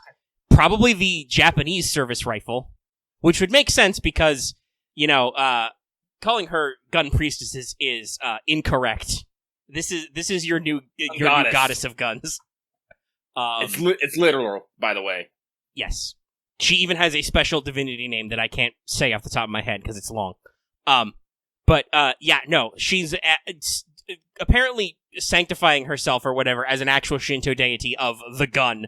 It would make sense that she's using Japanese service weapons. So, Iori is definitely more America. Yep. But we have settled that, and we shall move on. This next one comes from Dave Mangled His Pinky. Oh no, Dave! Ooh, excuse me. They say, are there any They say, are there any summer units you hope to get a tan variation of their outfit? I'm surprised they don't have available for more units, as it seems like a palette swap would be pretty easy to implement. Okay, listen. I don't want to say that Japan is racist, but Japan is sometimes racist. Tanning has, weird connotations over there. Culturally, it's all about that sweet, super pale skin. And like a doll. Yeah. It's there's some interesting, at the very least, I think, for instance, why does Musashi have the tan option? It's probably because of, how America she's being, shouting yeehaw all the time, BB makes a big deal about actually wanting to go back to being pale. Yeah, Musashi has a tan skin. It doesn't come out until after the part 2. You can upgrade her third, it's a palette swap of her third ascension to give her the tan lines that she has in her final ascension, which is chef's kiss. But yeah, so there are cultural connotations to being tanned. I don't know if FGO wants to really mess with that, because they do occasionally have problems with how weird otaku their audience is. In general, I don't know. There could easily be some characters who went for a tan. Obviously, Mordred is tanned, but that's also because she's got kind of a weird punk look going on. Punk sailor. So, I don't know. They could do some different things. I do think probably adjusting the skin tone is not a horrible edit option. But, if you want to have the proper tan, you got to show the tan lines, which is extra effort. Yeah. I take a tan melt. Sorry, I'm just thinking about it. I know someone who loves tan lines, and... I mean, it's true. Wad Arco does love tan lines. I'm just in my mind, I'm trying to be but melt, though. The ice skater. The ice, I'm like, how does water tan? Does that work? Actually, no, you can actually evaporate? Tan. That's true. No, maybe it's some corruption. We'll go the BB route. Something got in there. Oh, no. Also, yes, by the way, Wad Arco loves tan lines. Yeah. She is a dangerous woman. And also, I'm never gonna say no. Put tan lines on Summer Murasaki just for reasons. Thighs. All right, me. All right. Okay. I think we've answered this question to their satisfaction. Yeah. Yes. We move on. So thank you very much. This next one comes from He Who Started His Journey. Congrats. But that's usually the hardest part. Hey guys, it's been a while. I wish you guys all the luck I can spare. I got everything I wanted with just 2 80 packs. It was a bit more than I planned on, but it was better than the 1K comma I never got. Oof. Pay respects. Question, what fake show is required to watch before going into FGO shows? Because I have a couple of newbies to feed into that hell that is Fate. Hope you get all the promised roles you guys deserved. This is a bit of an interesting question, but I don't necessarily think it's a hard question. So... technically, you don't need any of the Fate animes to get in Fate, especially if you start with the game. Like I said, FGO basically has its own separate story, and while it does have a lot of nods and references to the other one, they basically do explain all the systems and whatnot you need to know in the game. Yes, they will explain everything you need to know, and obviously you shouldn't watch ahead in FGO if you're going to play the game, because you'll spoil yourself, because the current FGO animations are several stories in. Yeah, I mean they can watch First Order in the Iteratanium episode. It's true. You could the first Order was meant to be a little bit of a lead up. Yeah, you can basically be like, this is the prologue right here. Mm-hmm. But yeah, no, you don't really need to go ham. I think our usual how to get into Fate is you can pitch them either probably APOC is a decent softball because it explains a lot of the concepts also. And it's completely separate, and you don't have to watch 80 fucking Abashin. Yep. And then the other one would be the 0 UBW Wombo Combo, because UFO table. But that requires some time. So, yeah. Those are both decent lead-ins. And I would actually recommend that order, 0 to Unlimited Blade Works, because UFO table basically produced those two animes as, like, sequels to each other. As opposed to the way those were actually made, which was Nasu wrote FSN first and then was like, "Hello, my good friend Udo Butcher. Please write this prequel light novel. Murder everybody only a little." He did not murder everyone only a little. He murdered a lot. There was a lot of murder. Literal child murder. But yeah, that's basically your setup. You don't have to do anything. If you do want to do something, like I said, softball or maybe APOC. I mean, yeah, you can just watch the Dean Fate Stay Night adaptation. It's perfectly functional. Find it. If you can. Problem. I don't know what it's streaming on. It doesn't. Like, I had to go buy the DVDs. Which were expensive because they're out of print. So yeah, that might be a problem because I don't know where you can get that because the license, I believe, has expired and nobody has it right now. So watch out. But no, but if you want to get people excited about, mystical heroes fighting over bullshit, because it's always bullshit. They're always fighting over bullshit. I second up APOC because again, has all the concepts, good animation, decent story, and it gives you all the main concepts. You all can talk shit about Sieg all you want. He's not that bad. Animals. He's perfectly fine. And I mean, if you're really that upset about it, just read the light novels. If you can. Let's move on. What do we got? Oh, we move on. This next one comes from My Art is the Explosion. This guy. True art is an explosion. Daydara for Fortnite win. Sorry, that's a probably not enough people pay attention to actually get that joke. But Boruto's dad's gonna be in Fortnite. It's awful. I hate it. I don't get it. On the other hand, Bleach is getting some new work for the 20th anniversary. That's cool.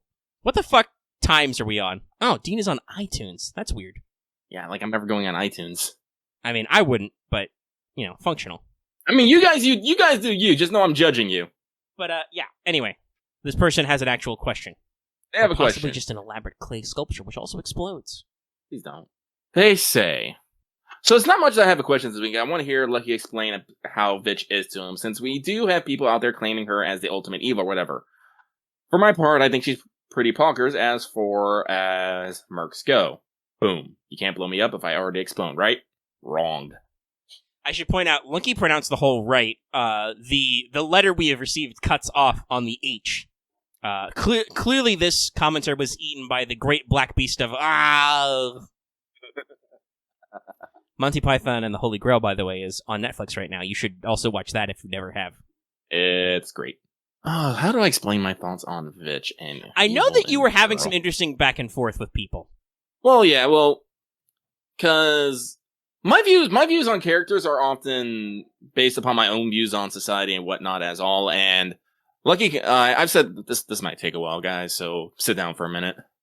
Lucky considers himself as an evil person, and some people are like, "Oh, you're so silly." But I actually have what I believe is pretty sound reasoning for that, and because I think of that, I often think of other characters in those same kind of veins.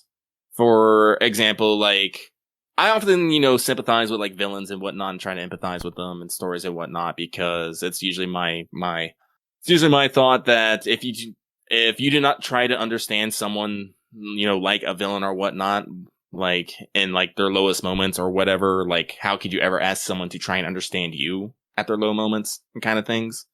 And so that's why I've always put effort into those things. And honestly, I consider myself evil because I've seen a lot of shit. Actually, I think Pogs put this hilariously, that I'm only in my mid-30s and I've already gone through several protagonist arcs in my life. I've seen a lot of shit, from being homeless, being overseas, being in the military, just, good old American life. And it's definitely a pain in my view on a lot of things. And so I fully have embraced the fact that I am a selfish, uncaring person that would rather see the world burn and humans along with it. But I'm pragmatic enough just to be just to live my life as is and not necessarily try to do anything about that. Because I think I put it this way here. Even evil people can do good things, because sometimes doing a good deed does not actually cost you anything. So it's fair. And I kind of look at... Unless you're Morgan. Unless Morgan disapproves. Yes. And I look at a lot of evil characters like this as well. I ask myself, why are they this way? How do they feel this way? And what do they plan to do in the future about said ways? This is why, despite, Tomoe evil being, neutral evil? I can never remember. She is lawful evil, I believe. Lawful evil. As I adore her to bits. Makes sense. She's a businesswoman. She's a businesswoman who just wants to live a happy, comfy, housewife life. I knew my brain was going to get caught up on wife and life, so I was like, and she is literally willing to cap a motherfucker to do that. Which, I'm like, no, I'm not against that. The people who are usually the most willing to grab their ambition, whatever one's mentioned, are the ones most likely to succeed. How many people do you know who are, pretty decent people, but don't actually do much with their life because they're always plagued about doubts and concerns about whatnot? If you want something, go for it. If you want something bad enough, you might start doing questionable things for it. I cannot publicly endorse said things, but if you can get away with it, I ain't gonna say shit. Cause that's the thing I find interesting about humans is humans, we want a lot of things. We want a lot of comforts. And society is usually built in a way that we can't get those things easily without either working really, really hard in ways that we usually don't want to, or trying to find some way to circumvent that, usually at the inconvenience at others. It's usually not good, especially when so people who can basically summon up the ambition to be like, no, I'm going to take this route and not be complete animals about that. Like, listen, don't cause collateral damage, people. Be surgical in your strikes. It's like someone who can plan, someone who can dream, someone who has ambition, desire. This is one of those things I've been yelling at people constantly. Is like, don't sugarcoat your fucking words. If you have something to say to me, fucking say it. Be honest. And that's the reason why I like evil characters. They're honest. I find evil people generally more honest than, quote unquote good people. They don't have to lie about their desires. They don't have to lie about their ambitions. What you see is generally what you get. And that's what I feel about Koyanchihuaha. There's nothing false about Koyanchihuaha. You see her. Arguably, this is an interesting comparison because he's hot. A lot of people are way more less side-eye about Ashiya Domen than I think the same people are about Koyanchihuaha, despite the fact that Ashiya Domen is still way shiftier as a summonable servant.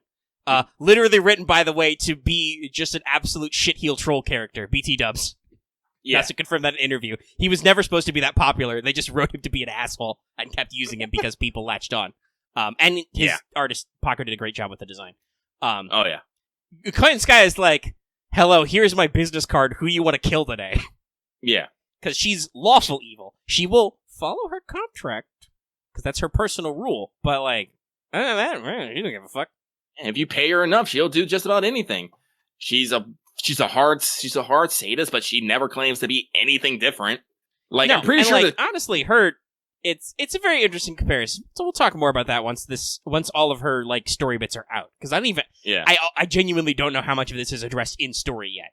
No, I don't know either. The implication I get from her playable thing is that whatever she is doing in story either does not pan out or will not pan out because summoning time is not always linear. Hi, Caster Artoria, a year early. And then she decides to be like, whatever, I'll be summoned. And then she's like, yes, hello, hi, here's my business card. I've decided to become goddess now. Bye. I am Gun. It's like, I am now your perfect secretary. Which, by the way, is what Tomovich was billed as. Arguably, Tomovich / Koyanchihuaha is way more cut up about this than I think even Kat is. Because she just straight up doesn't want to use the Tomo part of her name. No. Like I said, from what I understand, no, that's spoilers. I'm not gonna go into that. So, where was I? Oh, yes.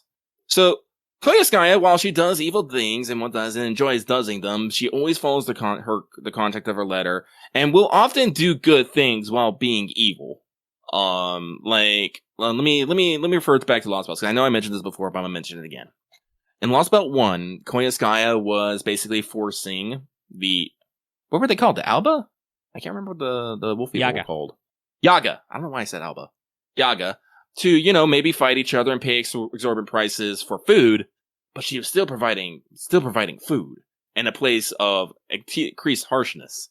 It's and she was being a fucking gremlin about it, but at the end of the day, that village got food. Yes, she introduced a resource for her own sick amusement, but she still introduced a resource.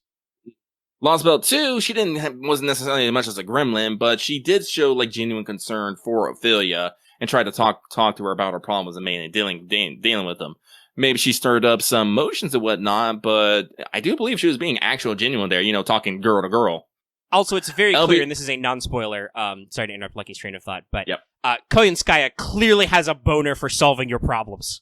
Like, solving your problems and not letting you solve your own problems, she is 100% about that. It's like she wants you to be dependent on her or something. But not too dependent. She has a whole fucked up cycle of quote-unquote abuse worked out. Yeah. She has a problem, and she has a system for how to do it. It's... Like you said, she is a remarkably honest character, and it's almost hilarious how... I mean, I don't know if that was maybe deliberately made to, like, make her more relatable to the players, but, like, it's very interesting to see this stuff. There's a lot of commentary in there. Anyway, you were going to bring up Lost Belt 3, which has also some interesting points. And Lost Belt 3. Like, she took a job to kill you with poison, but honestly, I keep saying this, it was an extremely half-assed plan. Extremely half-assed plan. I mean, considering it wasn't meant to kill you, it was almost assuredly she was meant to stir up trouble so you would go to Lost Belt 3. Yeah. Like... And once there, even though, she totally could have got out scot-free and whatnot after she, tricked you guys a couple times, at the end of the day, you were... prison. Yep. At the end of the day, there was still an antidote left on your pillow, courtesy of NFF. Yeah. Because she had to pay you back. You did bust her out of jail. Lost Belt 4, some people will maybe call shit, but because Koyanchihuaha was... What? Lost Belt 4 has an interesting breakdown of communication in the system. Yeah.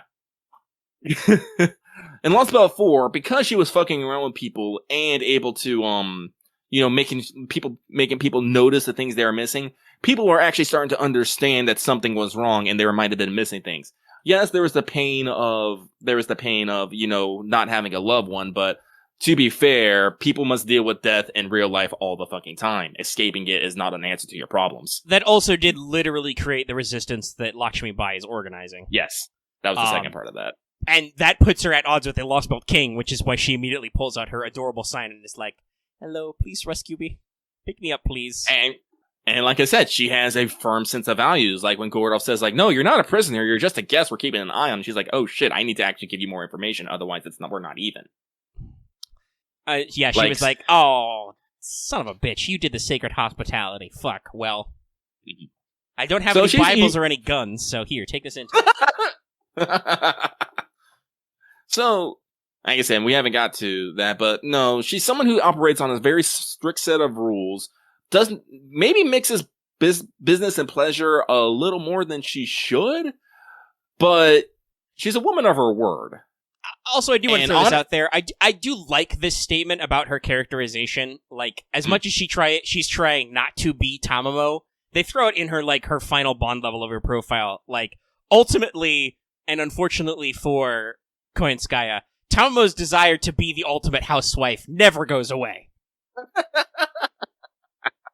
So, yeah, she does evil things. She kills people. She stirs up trouble. But to be honestly fair, the most reason why people are pissed off about this is because she stepped on Foe and maybe bullied you a little bit. I like Foe. He's adorable. I feel like there's some tension between her and Foe for reasons that we don't need to talk about. Guys, also, Foe's kind of a gremlin. I'm gonna be real with y'all. I know it's mostly Merlin related, but Foe. God, there's so much Foe dialogue in this. Holy shit, so much Foe dialogue. But yeah, excellent. Foe's a little bit of a gremlin. Well, Axe came back, I think, halfway through that conversation. He'll get back to it in the lookup. Yeah, no, but I'm also gonna put this up. Remember, most of your favorite waifus, fucking evil. Like, let's just think about fucking, Agartha. Drake, and not Drake, their city. Pinth, her city. Wuzatane, her city. Think about, Think about, Kiara. Think about, Carmilla, Liz. I'll be real. Most people in our Discord have no legs to stand on. I know. They all like at least one evil character. Yeah, and honestly, even look at the good people. Even look at the good guys. Fuck, look at the Knights of the Round. I'm looking at you specifically, Lancelot, who just goes off and kills people for no fucking reason. I mean, Lancelot's pretty funny because if you talk from a meta context, Lancelot was an overpowered OC do not steal, right? Who then later authors literally did the same thing you talk about, Lucky, when they realize, wait, this motherfucker commits adultery and murders people? He's not cool. Let's make cooler Lancelot. And then we made Galahad. Galahad is literally, what if Lancelot was cooler and lined up with our values? Yeah, and then, Hey, Carmilla's at least about self-improvement, probably. Probably. But, again, Carmilla's also that one who's all like, yeah, I'm fucking evil, what about it? I'm sexy. And I'm like, I dig it. I fucking dig it. Liz is deliberately trying to have character development, which she gets. That's her whole plot arc through the Liz trilogy. But, also, with the guys, we have, so many conquerors, killers, guys who just didn't give a fuck about life, guys who, estimated, plans to do really dumb things, over the place. It's very few hands in Fate are clean, and usually the difference between a character being known as good or evil is by whoever wrote the victory. Yeah, and you can, and I think this is a personal thing, hey, in real life, I would say I'm a large fan of the Alexander the OK and the Caesar. And you might think, that's pretty nuts, but I'm like, yeah, but also think about these dudes. Alexander, yeah, he conquered some land. He was nice about it, though. Yeah, he tried to be nicer than most, there were only a couple of cases where he put a city to sword and fire, and at least one of those because that one city really fucking annoyed him. They held out for a long time and were just huge assholes about the siege, and he couldn't hold his guys back when he was done. But he was a lot nicer. He built cities, all this other shit. If I remember correctly, he actually didn't leave his own people to rule the city. He usually appoints some sort of someone from the city itself to run it in his absence. Yeah, he would get local governors. Yeah. And when his boys were like, Alex, we can't cross this river, we'll fall off. He was like, okay, we won't fucking fall off, but fine, we'll go back home. And then he unfortunately died of horrible liver poisoning. But yeah, was Caesar a militant, literal dictator? Yes, but he also did a lot of reforms because let's be real, Roman Senate not bulletproof. Guys, we live in America. You should understand. Representative government is not bulletproof. Look at Athens, all right? They did great strides for democracy. They were also absolute shitheels to anyone who was poor or a woman who had 2 X chromosomes. Which is why, by the way, you should check out satirical Athenian plays, by the way, because they're very important. But, history is full of winners, losers, blacks, whites, and grays, and all kinds of other nonsense. And, it's just, And I think this is what I'm going to say. I'll bring this back around to Koyanchihuaha. Yes, Koyanchihuaha is evil. No, you don't have to like her, but you should not stop other people from liking her. Also, I gotta say, I'm pretty sure Koyanchihuaha is trying pretty hard because she went out of the way to be Koyanchihuaha of light. She knows what she's doing. Yeah. She rebranded. That's solid. I like how Love put that. Also, I do want to throw this out there. If, as is suggested by some of the lines in, Lost Belt 3, when she has a huge spirit origin, if she is trying to become a beast, or is a beast candidate, or whatever already, that means she has to have love for humanity, because that's how that works. That's a very important plot point. Mm-hmm. One? I'm trying to think of what her love would be. I'm pretty sure love to see him struggle or something? Triumph over adversity? I don't know. There's some interesting... I think there's some interesting back and forths. But that's I'm fairly certain that's going to be future plot points that come up. Because she has some interesting... Well, yeah, that's the playable version. When you get her to a 3rd ascension, she, straight up becomes the goddess of human weapons. Which is great. She has a line of dialogue from Muramasa, which is the famous blacksmith. Hey, we should do a collab. And Muramasa's like, what? Gun swords. Or sadly, no line from Musashi. That would be fucking hilarious. But yes, she has a full blown classical Japanese name that I said, I cannot rip off the top of my tongue. Yes. I don't know if she loves committing violence. I feel like she is aware of Koyanchihuaha is like Wolverine, right? She's the best she is at what she does, and what she does isn't very nice. I think Koyanchihuaha just thinks violence or death or murder is just a means to an end. It's another tool in our arsenal. And boy, how does she have a big arsenal. She knows what she's doing. She knows what she's doing. Anyway, but I think that pretty much sums up my thoughts on Koyanchihuaha. It's like she's a merc with a method, and if you don't like it, well, you don't have to deal with her. Yeah, just don't roll on that banner. Mm-hmm. Pretty easy. It's pretty easy. We'll see if it comes up. Like, I have deep thoughts. We're gonna have ultra long episodes in future Lost Belt entries about stuff and things. Yeah. So we'll get there when we get there. But that, I believe, is that. This continues to be all Robin's fault. We're at 2 hours. Robin, this was your fault, by the way. 2 hours. You know what you did. Several times you've done tonight. How many of these we got left? We got a lot. Let's I Let's don't really speed feel up, like speed it up. stopping, but let's power up. Let's get the lightning round rolling. Let's go through some more. This next one comes from the Bunny Kurosuna, who says, Kaka Motolota, the murder summon unlucky. I hope y'all are having a great week. Seeing as it is summer, what is both of y'all's favorite ice cream? Personally, I'm a fan of mint chocolate chip. Thanks for the fun times and putting the show up the crow shenanigans. Kaka. My favorite ice cream is also mint chocolate chip. What about yours, Omega? Chocolate chip cookie dough. Love the cookie dough. Boom. He loves the cookie dough. We're going to move on. This next one comes from Moon is really hyped about Vinland Saga 2 and is considering rewatching Scene 1 in Dumb because it sounds really good. Question, hey there, Lucky and Omega. Any shows you guys are looking forward to that are coming out soon? Yes, many. I cannot give you titles off the top of my head, and Omega probably hasn't even looked yet, so we're going to keep going on. Hypothetically, there are shows, but I have no idea when they're coming out. That's my answer. Yes. Yes, when those happen, I don't fucking know. Like, when does Stone Ocean come out? Ah, fuck, that means I need to catch up on my JoJo. I need to get into Golden Wind. Yeah, same. Anyway. Moving on. This next one comes from someone who's losing control. Losing control.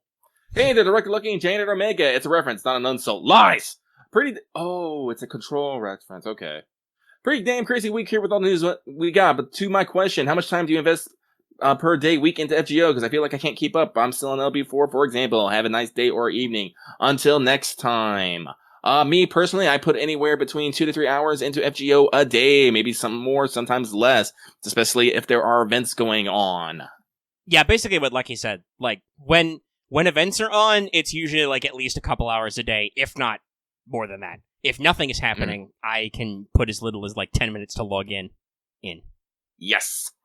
So thank you very much. We're going to move on. This next one comes from, I love how the Sweet Tin Palace has moving penguins in the background. I do too. I find them super fucking adorable. They say, greetings, no Ham Omega, and Shokugeki no Lucky. Since it was mentioned last week, why not talk about it with the working of casinos? Separately, remember during the LB4 Let's Talk with discussions of Koya's kind of support massacring humans technique, hitting all the collie for 30k when you joked he was a buster assassin? Hey, you got any more jokes? Jokes are deepest lore. Jokes are deepest lore.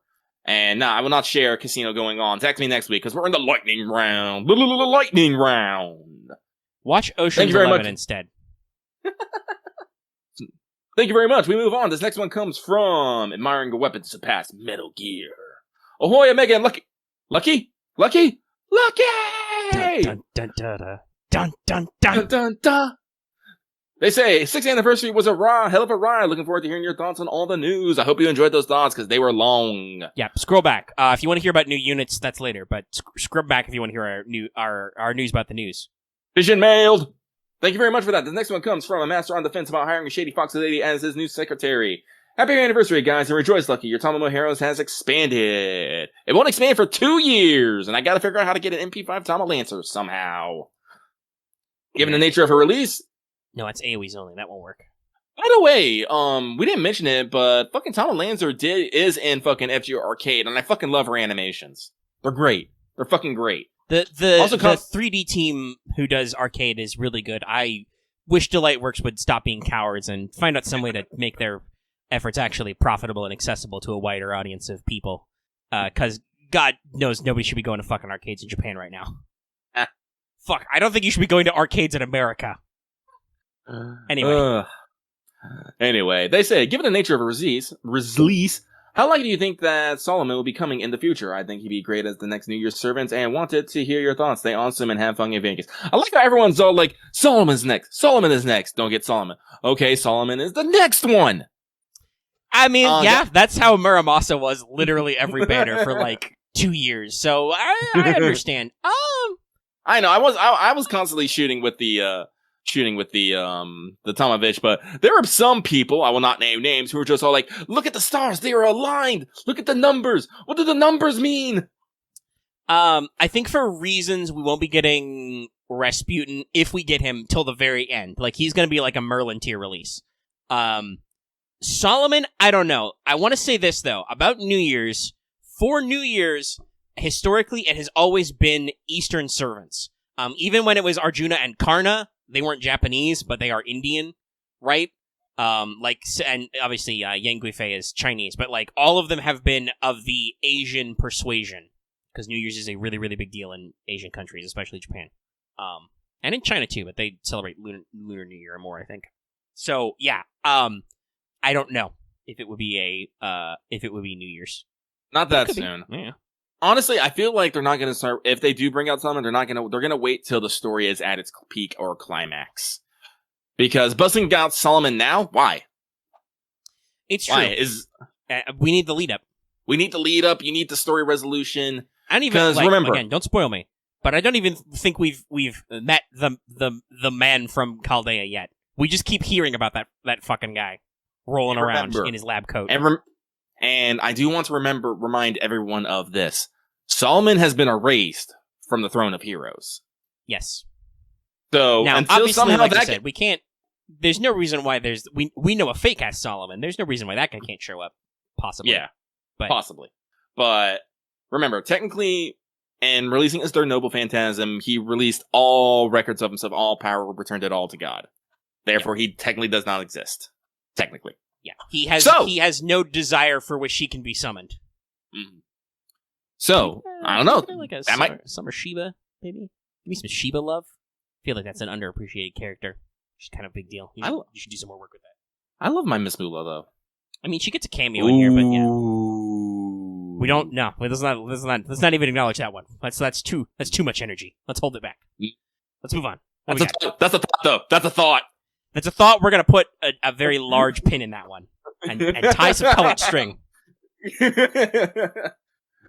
like, I'm not gonna say anything because no spoilers, but that's a powerful thought. That is a powerful thought. People are thinking things. Mm-hmm, mm-hmm. Oh, actually, I'll talk about that when we get to new servant deeds. Technically, we said we were going to mention that. I just forgot to write a note down. We'll come back to it. Let's go. We'll come back to it. What is next? I see here. So, thank you very much.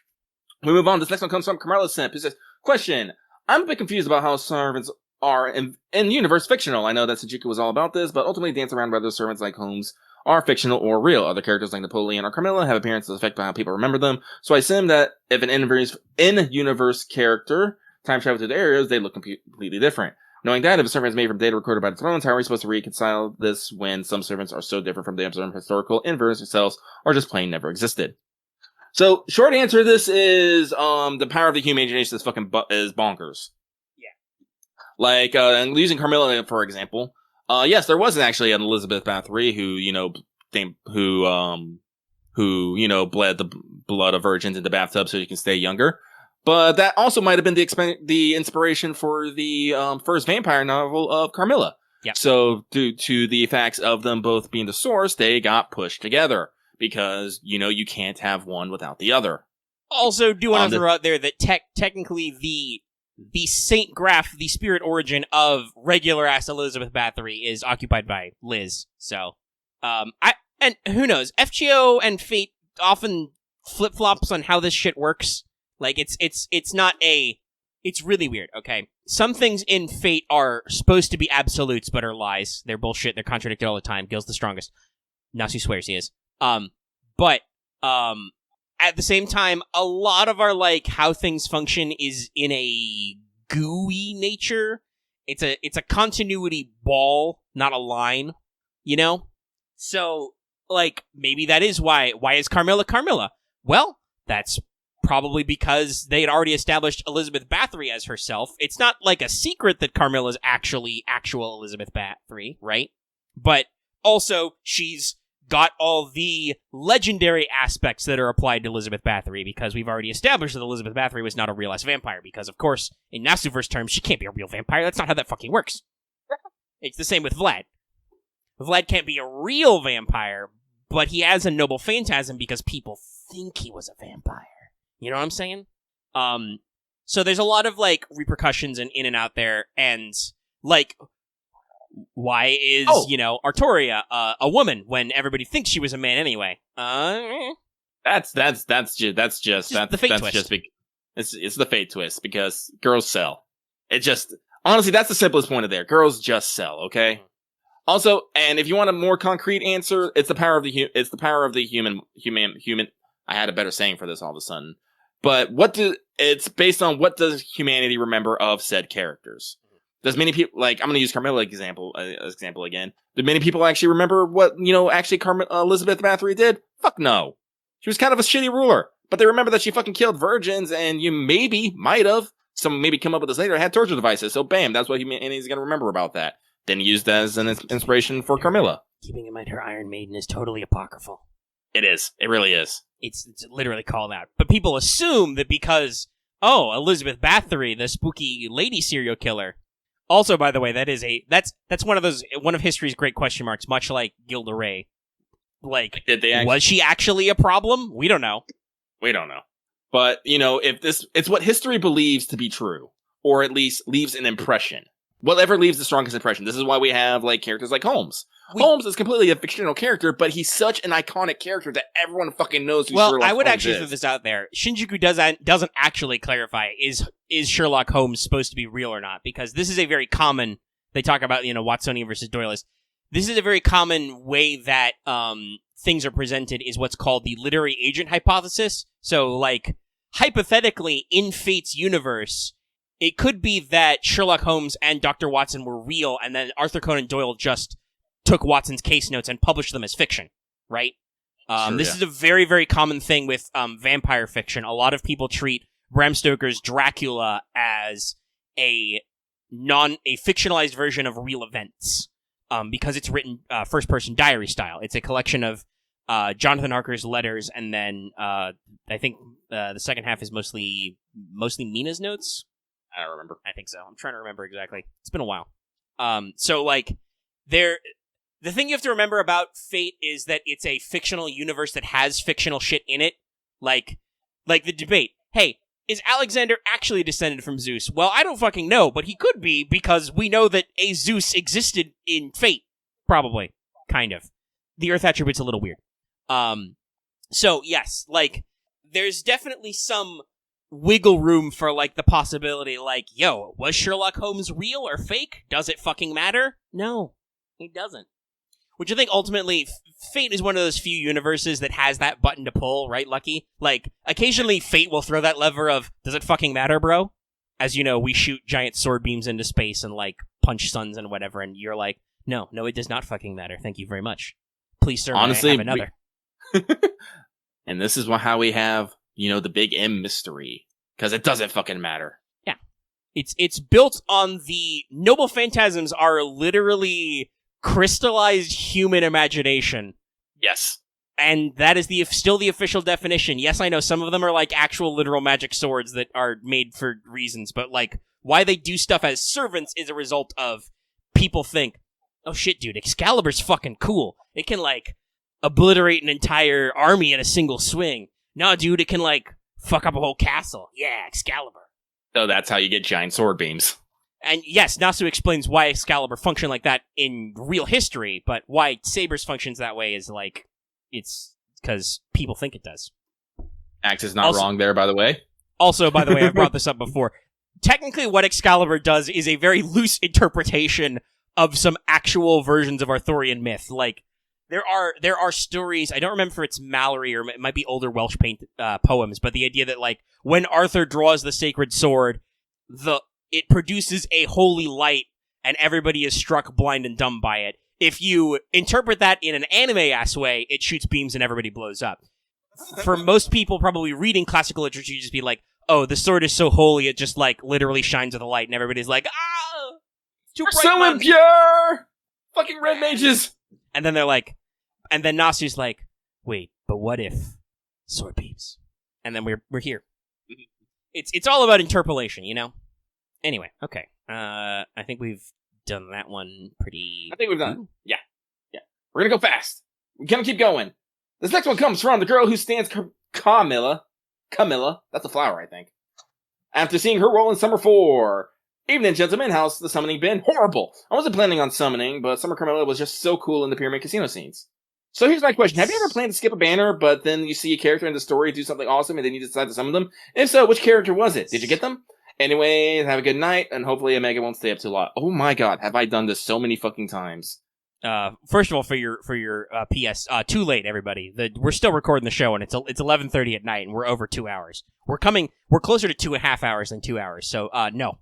I will have to say, I think the strongest impact was Melt. I wasn't sure, like, when I seen, like, character stuff, I was like, oh, this person seems kind of, I don't know. But then I played the Seraph event, I'm like, oh no, I love her.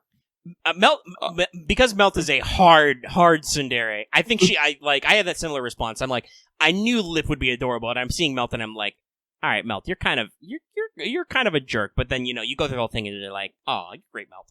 Glad I got mine on a GSSR later. I was not able to go very ham on that banner originally. No, I think it happens a lot. Like, oh no, it happens a lot.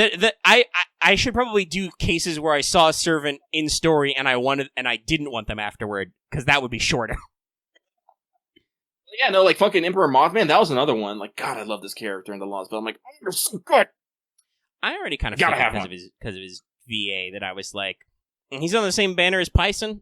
That works. Yeah. And it worked out. But no, unfortunately, the list is, I want to say it's the longest, but there's a lot of times, like, actually, I think it's a little bit of a joke in our community, but Lucky won't be like, no, I'm not going to soul read story. I must roll.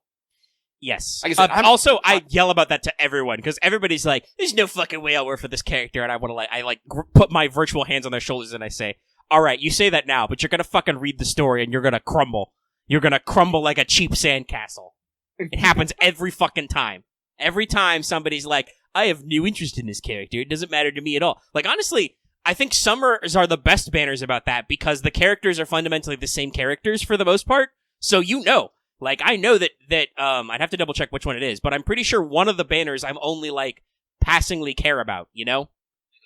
And then the others I can be like, yeah, it's alright. I'm pretty sure it's banner 2, because I'm pretty sure that's Murasaki Tomoe and Abby. Okay, Axe, that's fucking dumb and wrong.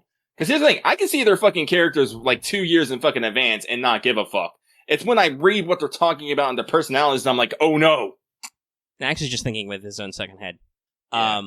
Axe is our Jean-Pierre Polnareff. Guys, can you tell that I've been rewatching Stardust Crusaders because that's the only thing I can put on in the background and not give a shit about? Seriously, like I said, I have no commitment to do anything new. I'm just like, fuck it, I'll watch Stardust Crusaders again. It's back on Netflix. I can watch part 4 again, too. But no, also, talking about, like Robin has done the perfect quote here. You know, Melt Sip, Omega, nobody wants Canis. No one. Robin knowing full well, by the way, that I don't give a shit. I'll roll for Canis. Yeah, I'll roll for Canis. I already have NP2 Stacy. I'll roll for Canis. I don't give a fuck. I think she's cooler than people think. And like I said, I'm like, so many people are like, I will never sympathize with Canis. She referenced sexual assault once. I hate her forever.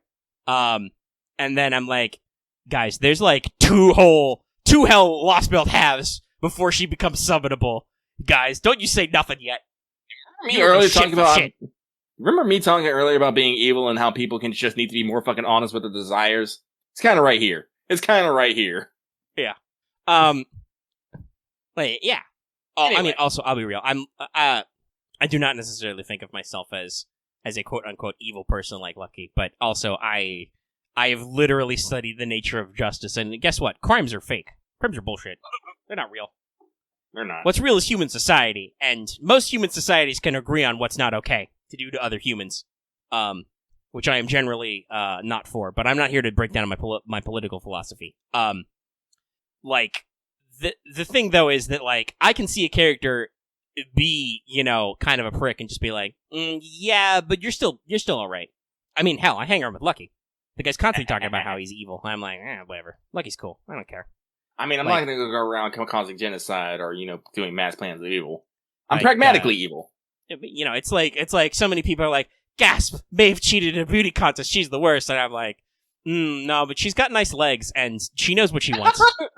Like, I like confidence. Maeve's like, yeah, I'm a fucking mean girl. So what? I'll run you over with my chariot. Well, you know, nobody's perfect. God damn it, Rob. Robin the Turtle and Gremlin. These are much more fun when people are active. Support us on Patreon. Yeah. Join the live conversation. You can have fun. But yeah, no, like so many times, right? You meet characters and you're like, you can meet characters way, way ahead of time, right? And be like, this person sucks. And then Nasu will write 4 fucking, 6 stacks of printer paper worth of shit, and you'll be like, fuck.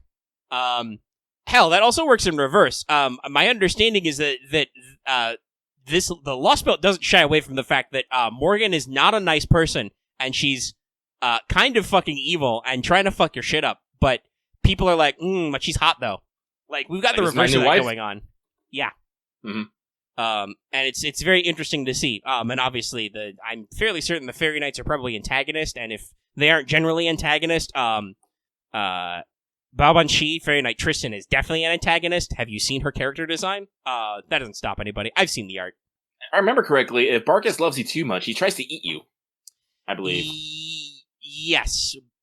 It's censored so they can be funny, but it's heavily implied that, like, yeah, if Bargus goes too strong, she may want to eat you. But she also may just want to cook for you. It's weird. I don't know. Habetrot says she has her bride potential is very low. But also Bargus is trying to hang out with Habetrot, so I don't know. Maybe she's trying to get some bride tips. Here's that BP, them bride points.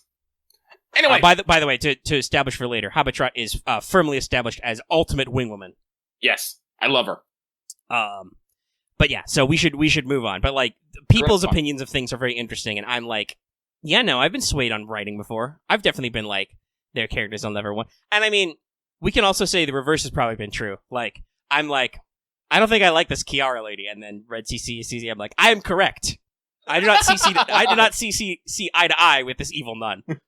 I'm not going to be butthurt about it if I summon a Kiara someday through like a lucky bag or something, but I'm like, no, correct. I do not like this woman. What about BB? She's dangerous. What's your thoughts on BB? I mean, BB's a brat. I know what I'm wise to her ways. BB at least is an intentional evil, as opposed to Kiara's kind of like, Kiara can't not be a fuck up. Whereas BB is like, BB could not be a fuck up, and sometimes isn't, but she's a little digital devil. She's a gremlin. She knows what she wants. Hanging out with fucking Nyarlathotep. Which one is next? I think you've got like a different load of me, because you've been saying some of these out of order. Oh, probably. So who's up next? So the next one is, thank you very much for that, by the way, is that one guy in the truck, Lancer and Assassin, fucked up. Keck. Sup, hope you are doing well. So I've been thinking about new append skills and why some people are miffed. I think it's ultimately right. Miffed? People don't because like people probably just don't want to spend resources for more power. They just want more power immediately. Listen, human people are selfish people who just want the immediate convenience immediately and get upset when it's not given to them. Listen, it's like, it's only like 120 servant coins to unlock an append skill. That's like not even 2 SSR summons. Anyway, this person has a full-ass question I've interrupted. I apologize. I think they're ultimately alright. Beck sides the MP try skill, because that's just a bonus you'll never need. You're wrong. You're literally wrong. I was like, wait a minute. 20% free MP is fucking amazing. Sorry, I was reading and I just read that and I was just like, wait a minute. Yeah, the vinyl record of Lucky's brain hamster skipped there. Like, I think I heard the record scratch. And you can get one skill relatively easy. My theory is that adding these materials syncs on with the other Uber Grails as in-game goals, and the game is approaching the end of its story, as we know. Wrong again. And if they're gonna keep going, doing events, people are gonna use reason to grind. P.S. I wouldn't be surprised if they add bound CEs next year. I'm pretty sure 20% starting charge is better than 90% of bound CEs. So? Shrug. Yeah. You have a thought? Like, you're free you have a thought. It is your thought. I cannot say you are wrong to have your opinion, but I will also say that you are wrong about some of your facts. 20% MP charge is goddamn amazing, and this story is far from fucking over. Yeah, we literally know they've got plans for FGO to hit at least 10th anniversary, so that's 4 more years. I know they want to make sure we ramp up to the end of the Part 2 story, so I don't know if Part 2 will last 10 the full 10 years, like the remaining 4, but like, we've got a ways to go. There's some stuff going on. I think we got a year and a half, honestly. Probably. Well, yeah, probably will be in year 7. Anyway, yeah.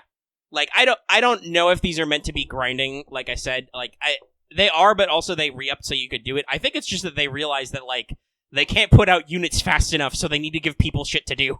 And people love their units, you know? Oh, yeah, that's right. That's right. I now know how to annoy Robin. I just have to summon the crows, and we just gotta go punch a bunch of crow gifts at him. It's okay, Robin. You can hide in progression tournament. No, Robin. I can be Gremlin too. Do I have to turn on threads? Maybe I have to turn on the thread feature. It'll be turned on everywhere soon. We'll work it out. Anyway, we have future questions. More people. Okay. So this one comes from, she's a bunny, guys. She's not a fox. Keck lies! She still has a giant fluffy tail, and I'm pretty sure because she has the shapeshifter power, all she did was grab her ears and pull them up really, really fucking hard. Like a Bugs Bunny. It's like we have a Tamamo cat, and how fucking cat calls Summer Tamamo Thomas Shark. Also, we have a Tamamo. Just heads up, in case you didn't notice. So, yes, she's a fox. But also, she's a rabbit. Oh, excuse me. Anyway, they say, hey, y'all, I want to ask if you either heard or read about a Nasu or Advise interview article where they explained how they choose what servants to buzz. It can't just be random, right? Right! Sending good tidings. You are right, it is not completely random. They probably examine kits or whatnot, but considering they probably have so many servants that they want to give buffs to, they probably choose one probably based on which has gone the longest, which is more useful to the current meta, or which might be popular to fan response. Which one is it? I don't actually fucking know. We do not have the direct line to Lightworks office and probably never will, so we shall have to contend with ourselves with just dreaming about the answer. Yes, we can confirm it's definitely not random because they will totally attach servant buffs to events. So they have some sense of, like, planning and timing. How they prioritize shit like anniversary buffs, I don't know.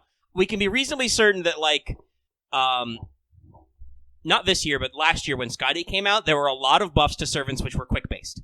So that was clearly like a concerted effort to make quick more relevant, right? And then the current year in JP, there are a lot of Buster servants who are buffed. We can be reasonably certain we're trying to be like, okay, we've heard you guys complaining, Buster's not as cool anymore because of break bars. We'll try and, do something to make those guys more worthwhile. And so on and so forth. But is there a specific strategy? Is there a fucking lotto? I don't know. We don't know! But with that, we shall move on. The next one comes from he who life loves to see suffer. I, Steve, have had enough. Hey, look at Mega. How's the world treating you? I think Musashi Summer and the previous John Bowers have broken my account and my spirit over 1K SQ collectively spent across both banners and no SSR to show for it. I really am on the verge of quitting. My spirit is destroyed, and yeah, that's about it. I just wanted to vet a bit. Might try a pack to see if anything else drops, but being someone usually averse to spending on this game, I am having second thoughts. At least Buster looping is now possible, so something to look forward to. Have a good weekend, you two. May your rolls be better than mine. Let's see, how much did I spend? You spent a lot. I don't know which St. Quartz that is, but you spent a lot of money. I do. I spent over $1,000. It was in your budget. Yeah. And you got some SSRs in there. I think, did you get both to NP2? Yeah, and I got... Gesundheit. This is the allergy season you were speaking of earlier. Yes. Yeah, and I also got an MP4 Mordred. Like I said, I have fairly decent luck. But like I said, I never pull anything on free. Nothing. I have to spend money. I have to. We've already established clearly my luck is with saving and free spending and not with paying money. Yeah.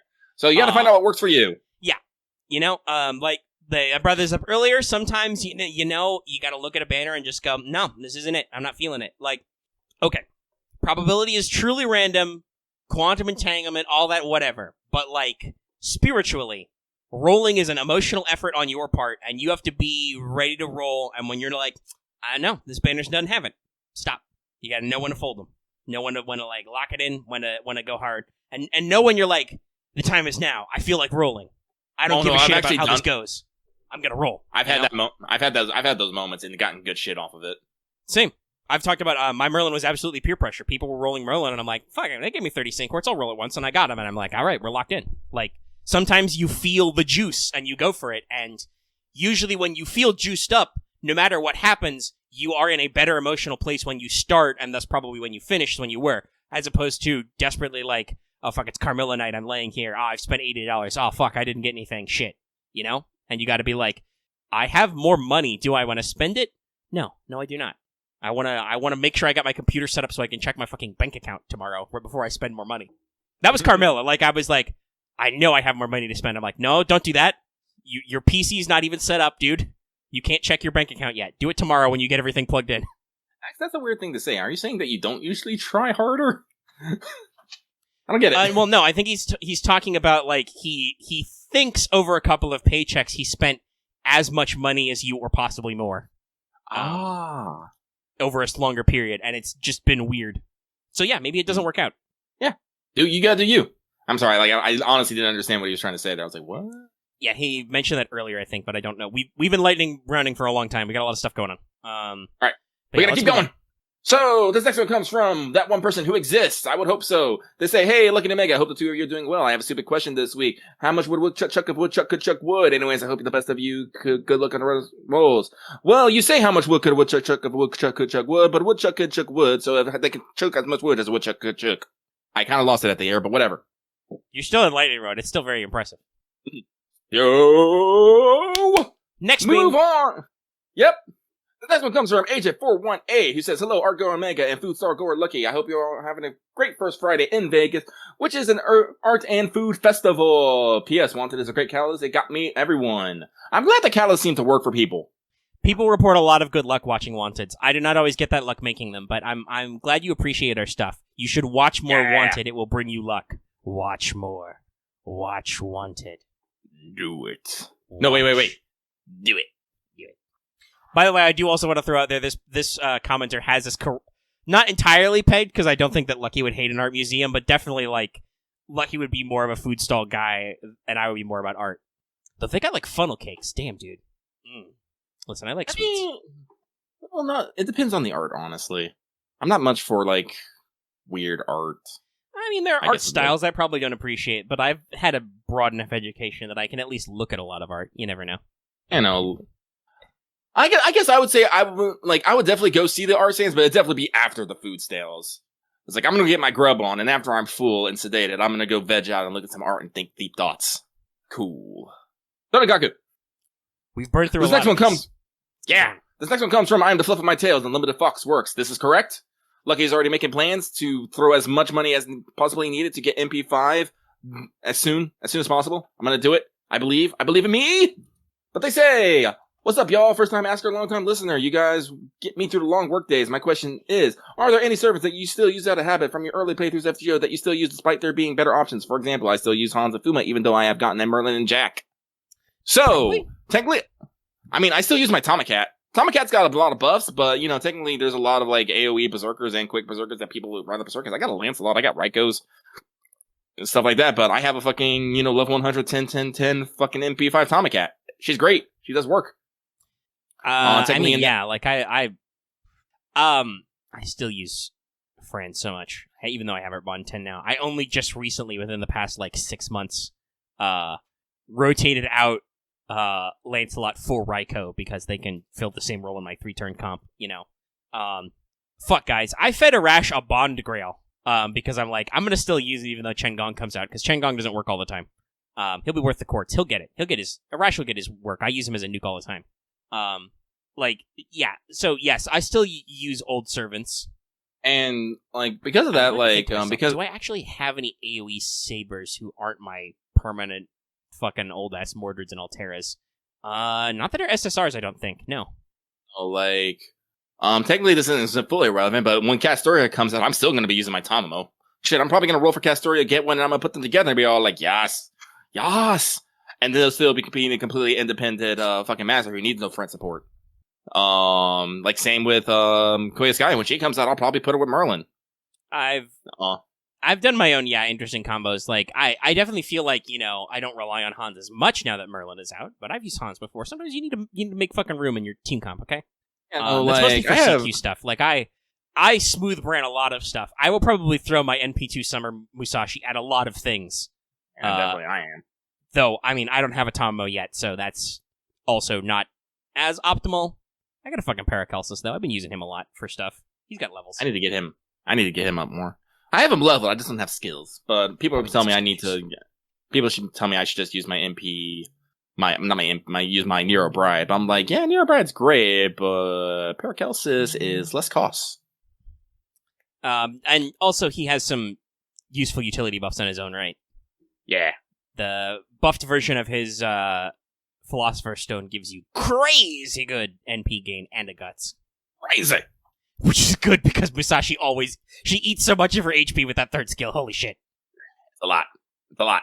Yes, I know she gets a guts, but it's only 1 HP. It might be good to make 2 guts. Yes, you will see this 4-hour monster on Patreon later. All right. Let's keep going. We'll keep going. So. We move on. This next one comes from Master / Owner of Casino, Cyber Moonstone Casino, CB. No, wait, that was one too many Bs.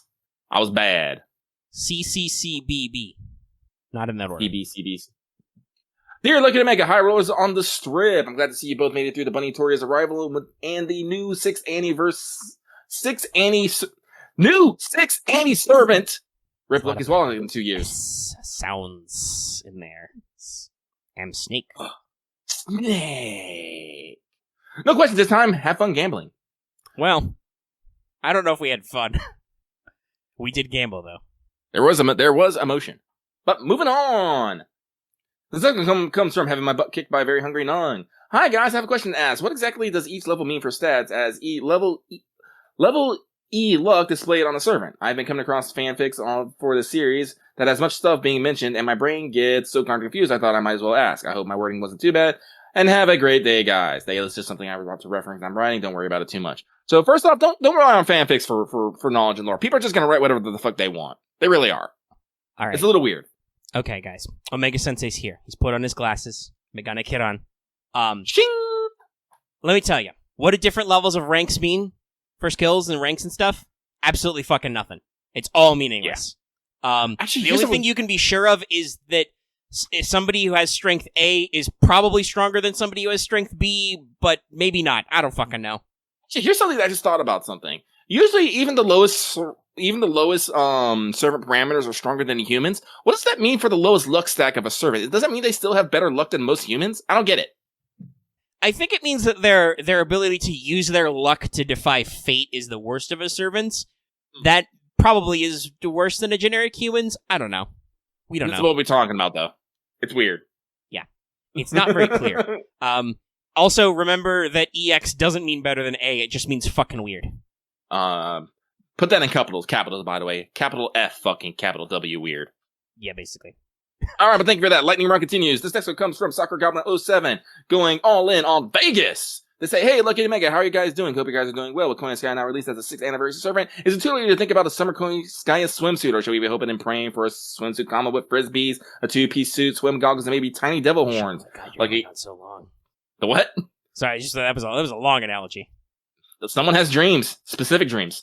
Lucky, I hope your scooter is fixed by the time this question ring. It's not, and Omega, hopefully you have won your progression tournament after today. Did you win? Yes, I have won. We are the champions, Thank goodness. My friends. This means the series continues. It's like fucking fate, like said, okay, stop fucking with this man. If not, you'll get your chance by the overlay your experiences with the... I know this is supposed to be pronounced a certain way, but I don't remember what it is. It's supposed to be pronounced Exceeds, but once again, they've capitalized it, so... Exceeds your way to victory. Now I get it. Exceeds your way to victory, then. Stay well, stay cool in case of heat waves in your areas, and looking forward to that Saber Wars 2 pre-game. You two are awesome, and keep up the freaking great work. No, you keep up the freaking great work. Also, yes, technically I had to bludgeon both of my fellow suckboys to get there, because I had to beat up Loth, and then I had to beat up Dallas in the finals. There's only one victor, but there are several losers. Correct, it is a tournament bracket. There are a lot of losers. Yeah, well, we'll have interesting times. Hopefully this upcoming week we can actually get Robin in and we can shake things up. I can definitely feel, well, one, because they, shockers, my deck got hit because I won. Bans. But now I feel like I can be less tryhard because I actually won one in this format, in this season, so there's less to be ruffled about. Anyway, we have now reached the Final Four. This next one comes from King of Apples, who enjoys the references to the mindfuck that was the last episode of Neon Genesis Evangelion. I don't like that episode. I mean, I'm okay with when Evangelion as a whole, but the fucking no. Why? Stop. I don't want to think about it. Question: the Holy Grail we get fixed Sailor isn't the Holy Grail. It's just a wish-granting device. Technically, it's not even that. We know that other wish-granting devices exist, like the Tamatebako and Agartha. So can any of these be used as a basis for? Read more. Holy Grail War is the Holy Grail unique in this regard? Technically, yes. Technically, no. Technically, the Holy Grail is nothing but a giant mass of magical energy. Which can So be that basically- used to grant wishes. Yes. Which is why they call it a holy grail, because keep in mind, the people in the extra universe are dumb, and because they have a magic computer that can grant wishes, they call that a holy grail, even though it's a fucking space cube. So yes and no. Yeah. So basically, probably what these things also in our literature are probably just also things of, just huge magical energy that maybe have a reaction when used or whatnot. Maybe sometimes it's for, because honestly, the way you can think about it, a lot of those things, especially with like sacred treasures, usually it's the intent of the person that affects the gift. Like fuck it, like in all of the Japanese ones, taking the, when Ye Humble Woodcutter takes the small box and doesn't open it, when he gets home, he's all like, "Behold, treasure!" He should. So it could, yeah. So it could just be something of that nature, which I think is actually now that I think about it, is a very fine way to explain all these fucking weird magical treasures. They're just magical energy that gets turned into cool shit. That is allegedly how, Noble Phantasms are supposed to work, so, Yeah, so, hey, I'll take that as headcanon. So, I hope that, happened. So, technically, yes, these items do exist, and they do act like a holy grail, but in terms of purposes of fate, all these items will probably be called holy grails because, for some odd reason, the Japanese have this really weird obsession with the word. I don't know why. Holy grail. Sehai. What greater Western literature has been transmitted to Japan is a little weird sometimes. They definitely got the Holy Grail thing, and then some other stuff. Tanagaku, moving on. Final 3. This next one comes from... Why did you... What? Omega, explain those dots. What, umlauts? I don't remember how you're supposed to pronounce them. Is it just loops with more oof? I'm not German. I don't know what an umlaut's for. Anyway, loops. Brother, may I have them? Greetings, Lucky and Omega. I got back to thinking about some of the questions I asked on Mailbone, and one about card games came to mind. Did you ever get a chance to look at Force of Will or Dominate Grail Front? No! Moving on. Final 2. From the Abandoned Warehouse. Hey guys, happy week and good rolls if you did some. I decided to give the 5 monthly tickets to Merlin, and he came along with a full set of NPCE, so this is good. That is great. I hate you. I'm loving Las Vegas Summer. Excuse me. Guys, they put it's OE in the translated text. Yeah, no, that's what I'm like, wait a minute. This isn't the French magazine, Oui. Is awesome and cute. Yes, she is. No questions this week, only well wishes. So whatever there she. P.S. I don't understand why Lucky says I'm with a mob. I assure you my job is completely numbered. Nothing weird happens here ever. That's what a person in the mob would say. That's what a man working at a suspicious warehouse would say. Nothing to see here. Move along, sir. Alternatively, it's the warehouse where we store the Holy Grail and the Ark of the Covenant and shit. Top men. They're on it. All right, last one. Last one. This last one comes from Julian. Yes. Final question. This last one comes from Julian God, who says, with the release of the movie The Green Knight, are there any other characters Fate has introduced that don't usually get cinematic attention that we'd like to get a cinematic adaptation of their story, animated or live actions, told straight or told in a fantastical or exaggerated fashion? So, anyway, thank you for extending the breadth of the question to all things forever.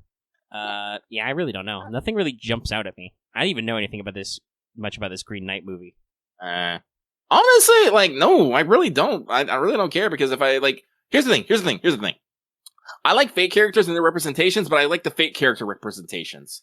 I like Kama. Am I going to go start looking up? Well, I will look up mythology, but am I going to start wanting for Kama movies or not? Because no, it's not going to be the FGO Kama. It's going to be, some other Kama who'll probably be a dude, who might get burned or, get reincarnated because of his wife or something. I'm like, I don't want that. I want my Sakura face Kama. I'm like, that's great. Listen, you can still enjoy Bollywood movies, but that would be separate. Yeah. It's like Astolfo. If there's some sort of Astolfo adaptation, do you think it's going to be a cute boy who jumps around being a bunny? No.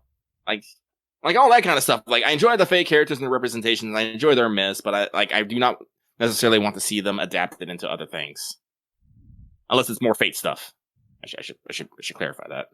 Especially Bollywood's great sometimes. Much like the over-the-top nature of their mythology, Bollywood doesn't give a fuck about physics or realism or any of that postmodern Western bullshit.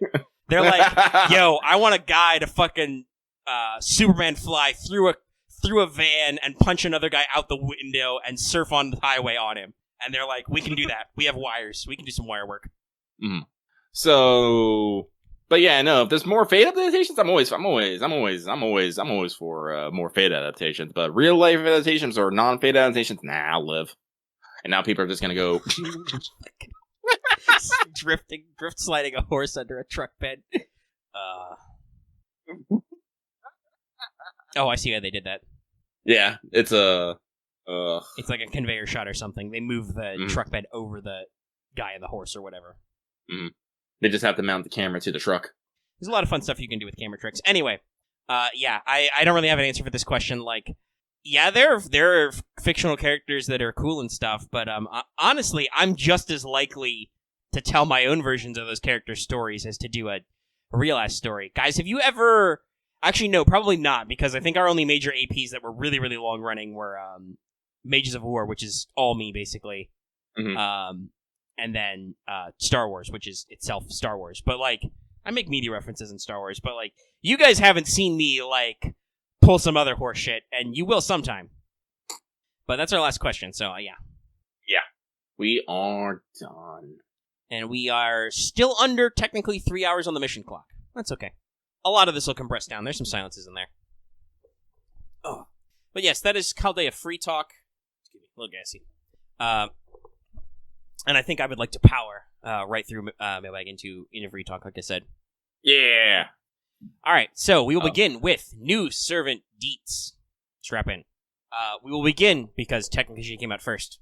She's actually 314, and Habetrot is 315. So we talk about Koyanchihuaha of Light.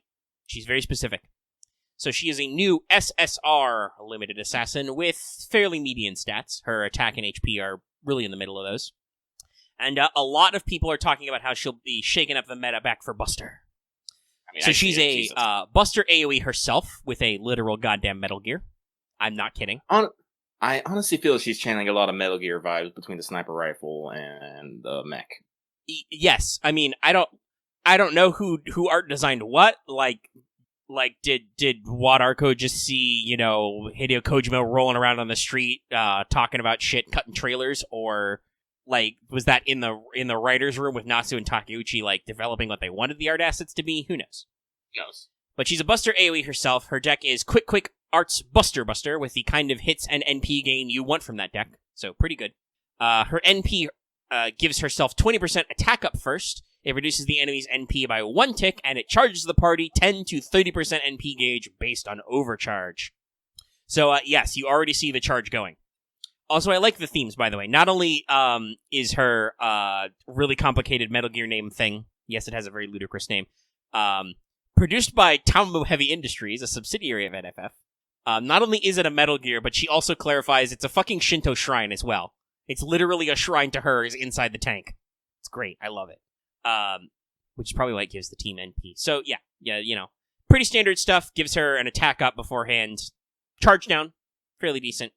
Very on par for a Tombo. And the party NP. Good. So, let's go to skills, because that's where the real money is. So, her first skill, Innovator Bunny, is a targetable 30 to 50% battery, which also reduces that ally's skill cooldown by 2. So, very Tombo-like. But it costs the whole party 1k HP. Because as we've seen, when capitalism innovates, you're gonna get some of your life sucked out of you. Also, it has a long-ass cooldown. Now, her second skill, though, that's where shit gets crazy. First of all, I'd like to point out, this is Implements for Slaughter Human, which I believe is literally Archimedes' skill in Extella Link. Yeah, I think they mentioned it's a variant on it, I believe. Yeah, it's similar, because hers is slightly different because it's intentional, whereas Archimedes was accidental. That said, holy shit, does that mean we can get a playable Archimedes maybe in FGO, who's basically like a caster version of this kit? Maybe a little more offensive. He does have his, shoot beam, sunray, death beam. We'll see. We'll see what happens. So, this gives a targeted ally 30 to 50% damage up versus enemies who both have the human trait, and then also a separate one, which is the man attribute. I believe these are separate instances of damage up, so they overlap. But they could be one. I'm not entirely sure. I haven't seen any demonstrations yet. But yeah, so man attribute is certain servants, and human attributes are many enemies who are still alive humans, and many human attribute and mobs are also man attribute, so they might overlap. Just power. It also gives that targeted ally a buff which charges their NP by 5 to 10% when they hit with a Buster card for 3 turns. That's right. If you do Gorilla Chains, you can get 30% NP up per hit for 3 turns. I believe this is on basic attacks. I don't know if it procs on NP or not. But it might. That might be why the loop action comes in. That's still pretty solid. Okay. Oh, also, BT dubs, 10 to 20 stars. Just give you some stars. Final skill is 30 to 50% Buster up on an ally for 3 turns, so full-blown mana burst for 3 turns. Also gives them 30 to 50% critical damage on Buster cards and increases star absorption on Buster cards. Your perfect Bustery secretary. Busty. Yeah. So, she does the Buster buffs. And, in terms of raw battery charging, is way better than Merlin in that respect. But like I said, no hard defenses. Your only defensive option is when you fire her NP, you reduce their charge by 1. Otherwise, you're dying. There's, no guts, no max HP, no invuls evades, so watch the fuck out if the enemy claps back.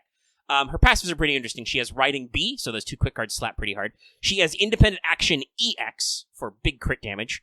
Also, it is noted in lore, she literally doesn't need a master, but she will still stick to your side, because again, that whole lawful evil contract thing. Yeah, apparently you actually got a contract or something. She has Independent Manifestation C, which increases your crit rate and resistance to mental debuffs. And again, we can theorize based on her giant saint graph, this may be a beast type Independent Manifestation, or it could just be completely different, because remember that Saber Shiki and Merlin both have Independent Manifestation too. It could just be a weird, her own thing. We don't know. Call him A, call him B. That's what I'm thinking.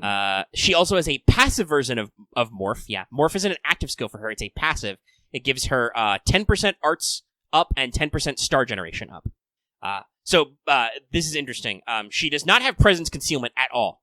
However, it is noted that she uses her shapeshifting skills to spy. Also, this is presumably why she has so many fucking outfits. None of which, by the way, are represented in any of her sprites, which is not necessarily a disappointment because she has literally all new outfits. It's wild.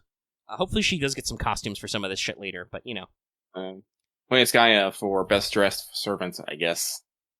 Also, she has the special goddess metamorphosis gun. It's literally that meme of add the broth and a gun. This just gives her a permanent 20% NP damage up at all times. It's a little scary. What I'm learned from this, from her attack up on NP and her permanent 20% up just forever, Delightworks is assassins have a negative modifier. How can we fix that? Oh wait, permanent buffs. What if we just make it so she always has at least 20% attack up and 20% NP damage up?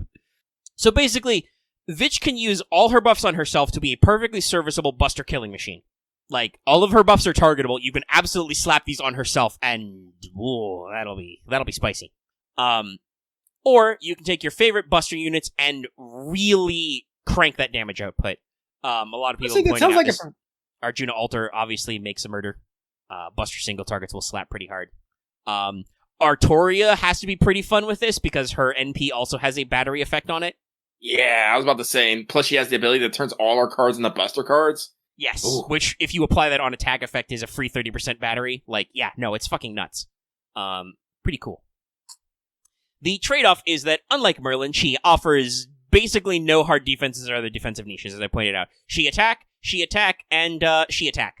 I want to throw this out there. A lot of people have been like, Tomovich Konskaya throws Merlin off the cliff. No, guys. Merlin has some of the best defensive options in the game. He has a team-wide invincible, which is on 6-turn cooldown minimum? 7? It's pretty good. And his Buster up skill has a large max HP increase, which is pretty solid. And his NP, which you will actually fire because he does generate NP per turn. He gives you healing back. Konskaya doesn't do any of that. So, like I said, for some boss fights, Konskaya is not the ultimate option. You will want to mix her with Merlin, probably. Yes, with double Konskaya, you can stack the buffs and get crazy. That's where the looping comes in, I assume, because you're getting, multiple stacks of her on-hit buff, multiple stacks of her 50% battery, etc. So I assume that's what they're going for with the Scotty style effect, right? Yeah. But for long drawn out fights, you will probably want to consider packing Merlin or other defensive units Like, hey, that Leonidas who just got a buff, he's Buster support. You can bring him. He'll tank hits because, this is the thing. Koyanchihuaha, still an assassin. Like, you leave her out there solo in the wind in a long fight, she die. She become die. Like I said, it's not like her HP stat is huge either. So, yeah, really interesting way to revitalize Buster by, like, cranking up that damage output to max, but with trade-offs. You know, she's not, much like Castoria, she is not a literally better than Merlin in every way. But in terms of, like, rapid charging your Buster damage and NP, yes, she's the best. She has the bats. Honestly, I was about to say, this actually kind of, I think, really reflects her personality in-game, too, as well. She's a perfectly capable woman who can do things on her own, but what do you know? She loves to help. Mm-hmm. She's really good at it. She is the help. Mm-hmm. All right, let's hit up Habetrot now. A new 4-star writer, and remember, basically a welfare. 1 sprite, extra NPs are in the FP gacha. So, for her rarity, she has the appropriate, but she has low attack, high HP. So she's not like a pocket 3-star like Saber Lily is, but her stats are weighted towards HP. She is quick arts Buster with fairly average hit counts and NP gain. Not that matters.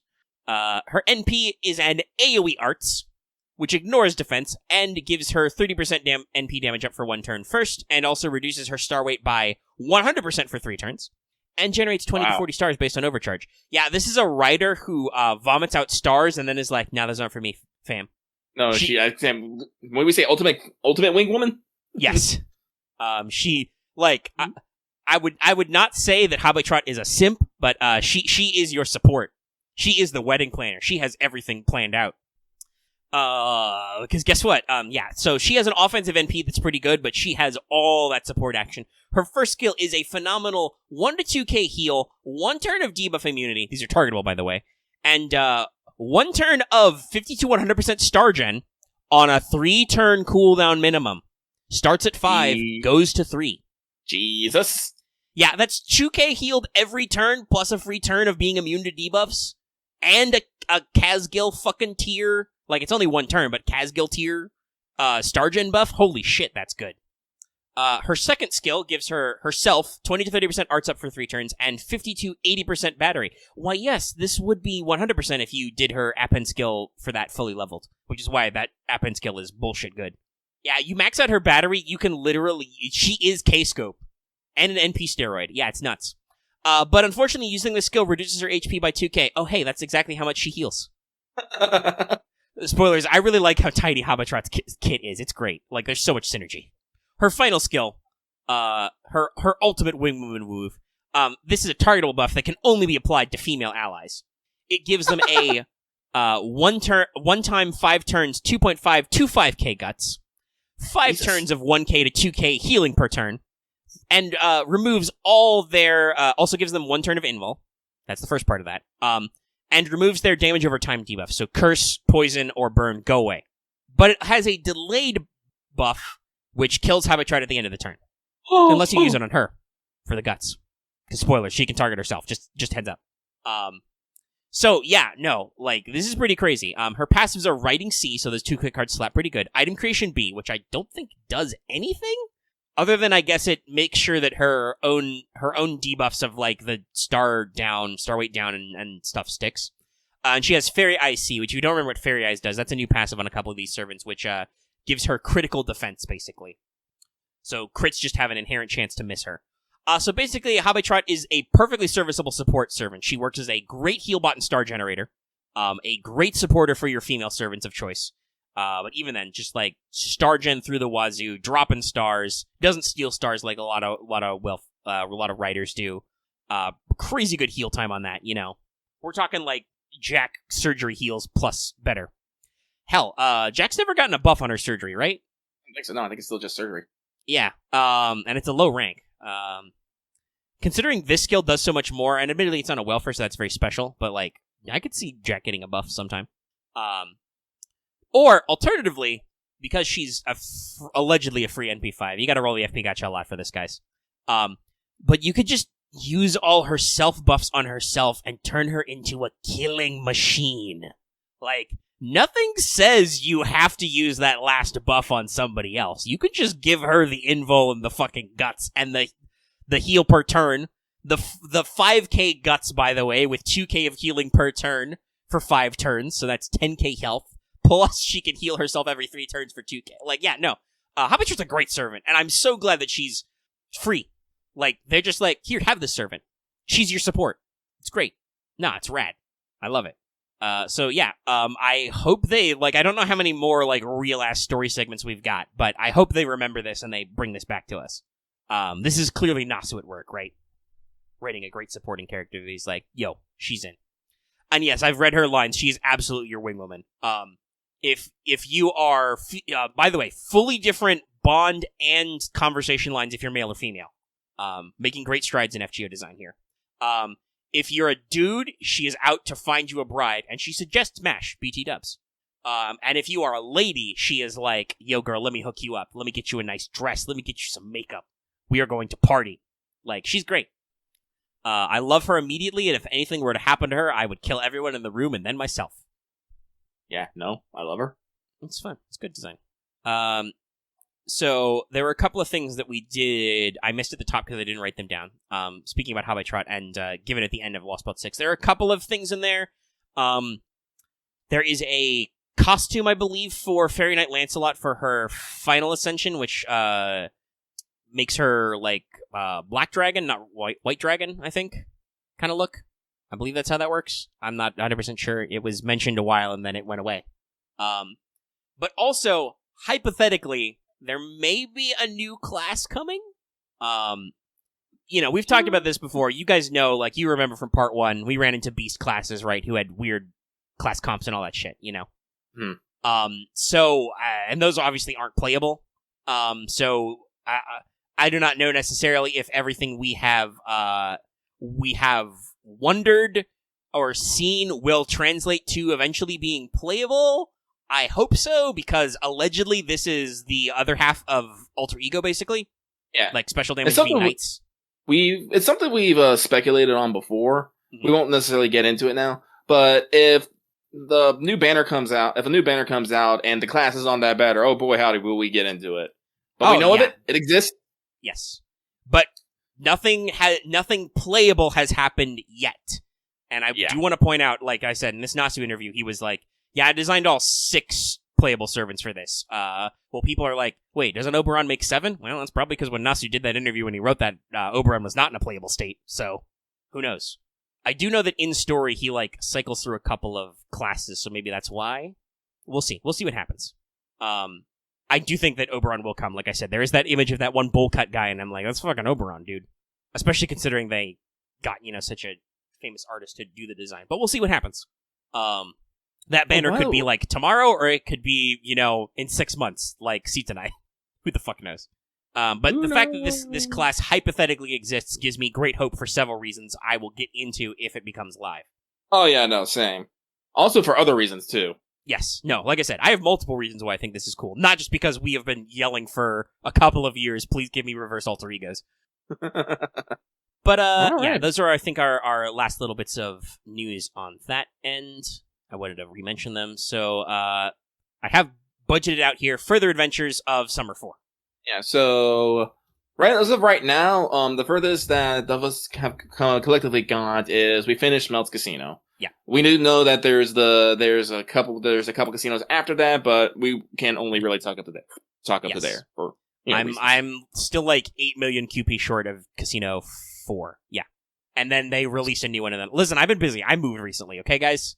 I only have so much time to do stuff, and I did take a detour for an afternoon to go do Prison Tower to get tickets that didn't get me any Carmelas. Sorry, I had different things on my mind. It's fine. Well, I think, honestly, let's see, where we were able to go up to all of Hime's Casino before the time gates, I think, last week. Yeah. You were literally beating Hime's Casino on air. Yes. So there's 2 more whole casinos to talk about, with speculation on some other stuff. So, yeah, Summer 4 continues. It's still time gating at a pretty regular rate, though. I feel like, I do not feel like the time gates are necessarily a problem. I'm, blocked by needing to farm QP as much as I am by time these days. Yeah. And they're decent about it. You just gotta make sure to be on the ball, get your fever tickets. You'll get through pretty fine.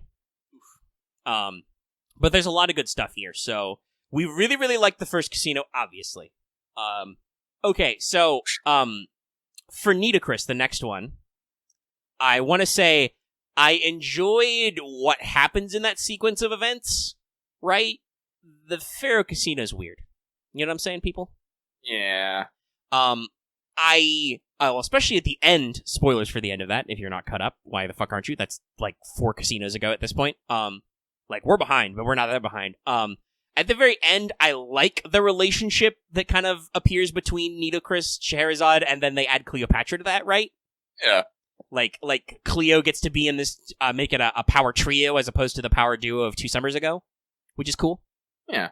But the fact that Summer Nito isn't really herself, she's Medjed, full Medjed, is weird. Yeah, I'm not. I mean, I don't necessarily think Nito needs yet more characterization, but it does make it weird. Yeah, especially cool because it's Nito not being Nito, Yes. really. Her divinity has become overloaded with Medjed, so now she's like being crazy and Medjedy. The Pharaoh Casino is continuing our trends of things being weird. Like Hime's Casino was perfectly normal, except she ran a battle royale out there, and obviously that was the centerpiece, but which she kind of cheated at, but you know, still, it was mostly normal. The Pharaoh Casino was like locking streak. Ah! Rip.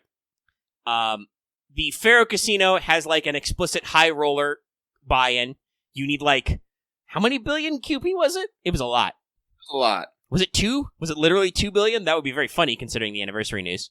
It was literally more QP than you could hold. Because remember, you can't even hold, you could not even hold a billion QP actually. It stopped at 999 million. It was a lot. And then Ishtar fucking shows up with her sunglasses on. Where's that fucking costume, BT dubs? My sparkly sunglasses, Ishtar. Covers your cost. So you enter the casino, you're trying to figure it out. You fight Medjed, but she's fucking invincible because you don't have the letter of challenge yet. You get separated from Iori. Hilariously. Turns out she just went back into the fucking casino and hid out for like a day or 2. I don't know. I don't know what the time frame is. And then you're like, damn, how are we gonna get that letter? We've gotta steal it somehow. Well, you get picked up by a mysterious lady in a red car. They have a lot of fun with this, by the way. Yeah, they do. It's interesting. Like I said, I rotate back and forth between male and female protagonist. I suspect Carmilla's lines don't change if you're male or female, which is very interesting. Jump in my car, little girl. Shit, we won't all fit in the sports car. What is it Oe or Kotaro who's like, why can't we fit everybody in? And Carmilla's like, a traditional sports car only has 2 seats. What the fuck is wrong with you? Like, you managed to, I think, stuff Master, Mash, and Oe all in the passenger side, basically. With Hokusai explicitly, like, sitting on the floorboards. But so, yeah, you run into Carmilla. Carmilla is now a phantom thief. She has developed an awful habit of just throwing fucking calling cards at everything. I love it. They have an animation. They have an animation for it. And they have an animation for it, and they worked hard on it, damn it, so they will not stop. Every little thing she throws the card, and like, everybody is sick of it immediately. I love it. Like, everybody's like, Carmilla, what the fuck? Why didn't you just tell us? And you just know Carmilla's like, because that's not very cool. That's not very Phantom Thief of me. So, yeah, she's Mistress C, she's the Phantom Thief, and she's like, well, I need your help. I'm gonna steal the Eye of Horus gem, or the Eye of Medjed gem. And then I guess I'll steal that dumb letter as well. You don't have to steal the letter because Ishtar rolls up and she's like, yo, actually, I want you to steal the gem, and I just, because I'm a goddess who wins at everything, I actually won the letter anyway, so I'll pay you in the letter, and also QP, if you steal my gem back, because it was my gem, damn it. Well, you say that, but don't overgloss that she was totally gonna fucking, she totally forced you into debt by apparently making a contract that you had to pay her a stupid amount of interest. Yes, no, for loaning her the money. Like, as Ishtar is, she, like, absolutely set things up so she won right away, because she's like, yes, thank you for my entry fee. BT dubs, there's interest. And you're like, what? And she's like, yeah. But then she's like, no, you agree. Haha, don't worry about it. Well, yeah, because you have to steal the gem anyway, so it's like, okay, it all works out. It's like, you can just tell that both Ishtar and Carmilla knew exactly how this was going to turn out and just lined up everything so it worked out. Yeah, she said it hyper fast while she was leaving, scooting away. So you get roped into this, and Carmilla needs you to recruit a couple specialists. So you go, grab some people, including Osakabe Hime, because Carmilla needs to recruit some socialites, some high roller types. So you recruit Consort U. It's hilarious. You recruit Osakabe Hime, and who's number 3? You recruit 3 socialites, I think, don't you? I'm trying to remember. It's been a little while since I did this bit. It was Summer Skahak, yeah. For certain values of socialite. And then you get them all together, and then you just roll up in the casino like you own the place. Consort U makes sure to get her feathery fringe on so she looks super fucking social, And then you have to distract the Medjeds because that's the security system. There's lots of Medjeds with bow ties. I love it. Bow tie Medjed. Rolling around. And they're actually Scheherazade summoned creatures under sheets because the branding is everything, I guess. Anyway, you have the most Ocean's-ass, fucking weird-ass Fate casino heist plan ever. Where Consort U says, I feel sick. Oh no. Cough, cough. Explodes at her NP. Which causes Scheherazade to faint. Then Skahak challenges Cleopatra to a one-on-one fight of beauty.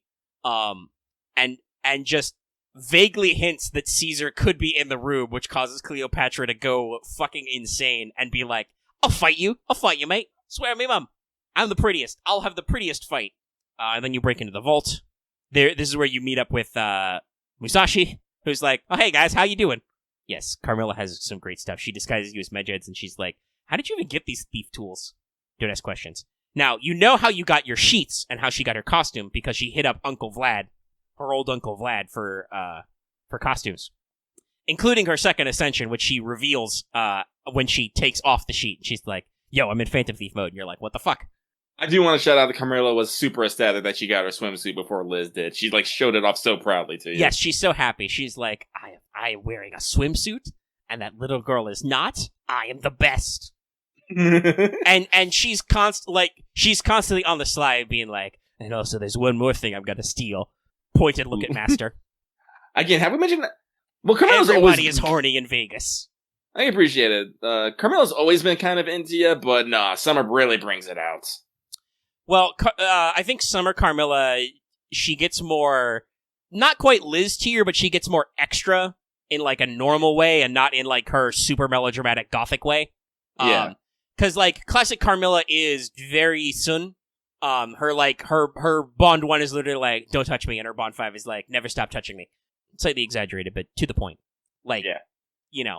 So this is like, haha, I'm the best. I'm the best. Like, she knows what she's about. She is trying really hard to be a Phantom Thief and not any of her normal ass things. She's not a vampire.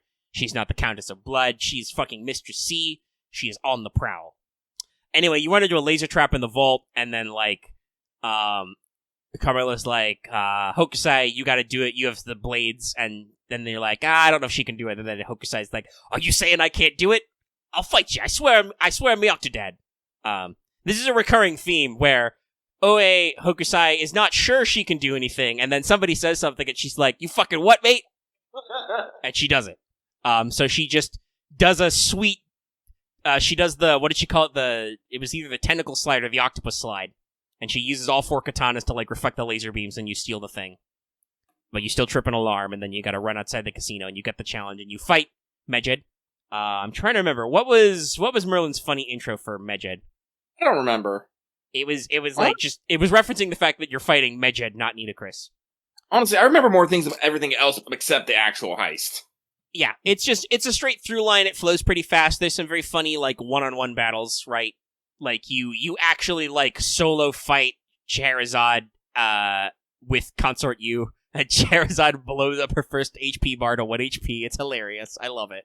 Because she's freaking out. And you actually have to solo fight Carmilla with, Summer Skahak support. So she gets a free evade. That's cool. And stuff like that. And then, Mr. C gets away with the gem while you deliver the letter and, sorry, did I say Carmilla? You fight Cleopatra. You fight Cleo. They all start with C's, okay? There's a lot of C sounds in this segment in the Pharaoh Casino. But at the end, Mistress C, gets the gem and fucks off, where Vlad is sitting on a nearby rooftop just watching, drinking wine. Like a pro Dracula would. Pro Dracula strats. Yeah, wasn't it Carmilla there first, then Vlad showed up? Yeah, basically, Carmilla, like, is watching from there, and Vlad shows up, and he's like, you're sitting in my favorite spot, you know. Yeah, that's what it was. It's Vlad's spot, but Carmilla was there. Yes. That's what it was. Vlad has a spot that he's going to show up, and he shows up to watch, and he has a little soulful conversation with Carmilla. Carmilla's drinking his wine. I'm pretty sure she references the meme, because she talks about throwing the wine glass at him. He catches it. Yeah. He's like, and yeah. And then she's How like, about you? okay, there's one more thing I've got to steal. I need some help. And then she fucking drives her car down the pyramid to come do the fight. And she's actually introduced this way, by the way. Both Mistress C and Hokusai are introduced in the fight v Medjed. And then, yeah, you win the fight. You bonk the Swordmaster. Nidacris comes back to her senses. She feels kind of upset about dragging everybody into her weird Pharaoh casino. And then she's like, but we're going to live up to the dream of the Pharaohs. We're going to have a great fucking casino. We're going to make it so splendid. Ozymandias won't care if we make a weird knockoff pyramid. He has so many great pyramids. And then, literally, smash cut to Ozymandias sitting with Vlad drinking. Yes, of course, you're absolutely right. I don't give a shit about fake pyramids. I already have the best pyramid. Ha ha ha ha. And Vlad's like, why are you here? Vlad's like, what the fuck are you doing here, man? Why is everyone in my spots? Why are you harshing my buzz, dude? And he's like, quiet you. It's all the funnier when you remember that Ozymandias has the same VA as Dio. Too. Oh, excuse me. Because Dio also does a lot of standing in high positions looking down at people drinking wine. It's very funny. But yeah, that's basically the end. Then you go to Sweet Tengu Palace.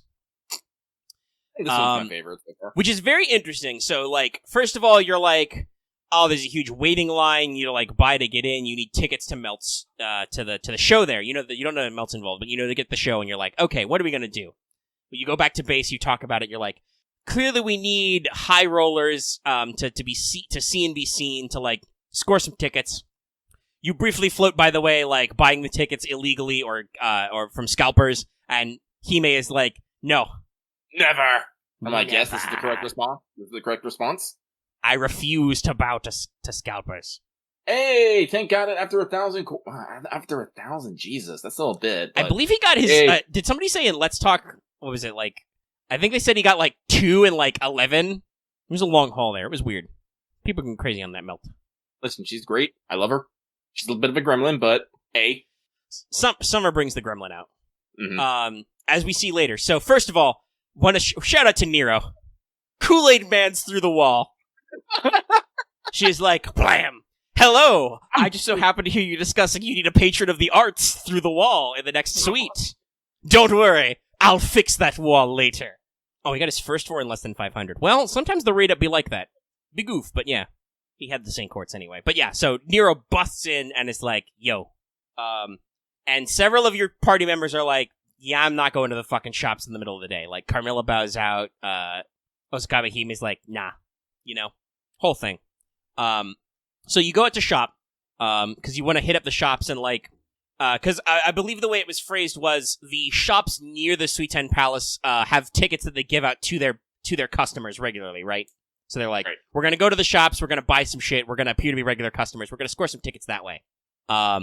Doesn't matter, because you find a line around the corner because Lambda has been shopping fucking celebrity style, like she's got bodyguards and fucking drones backing people up around the corner. People want her autograph, and they're like, no pictures. And then when Lambda comes out, Hokusai just can't contain her sword. No, she's like, I mean, this is par for the course. Every time there's a swordmaster, Hokusai is like, no, forget the letter chain. We're gonna fight now. And like, she literally can't remember the rules. She's like, I must sword. Just imagine her like drawing all 4 swords and like giving out a war cry. You know, making octopus noises. You know, Toto-sama has a weird war cry. So she like bum rushes Melt, beats up her security, and Lambda is just like, okay. And then she like notices Master, and she's like, ho, hey, forget this kid. Hey, Master, you want some tickets to my show? And we're like, yep. And she's like, cool. I'll see you later.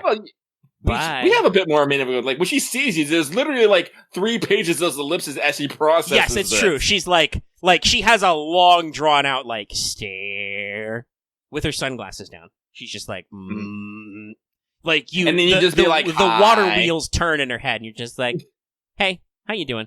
I think you can even say, hi, Melt. Yeah, Like, I didn't say that because... I did. I'm like, I'll blow her cover. Hey, how you doing? And she's just like, sup? Like, as Melt would, absolutely trying to play it cool. She's liquid cool. She's cool as ice, baby. And she's just She like, really is, though. yo, want some free tickets? That boom, want some 2 couple ticks? tickets for you. Go. And she's like, cool, I'll see you at my next show. Like, if Melt could physically move her fingers to give you finger guns, you know she's doing it, right? Right.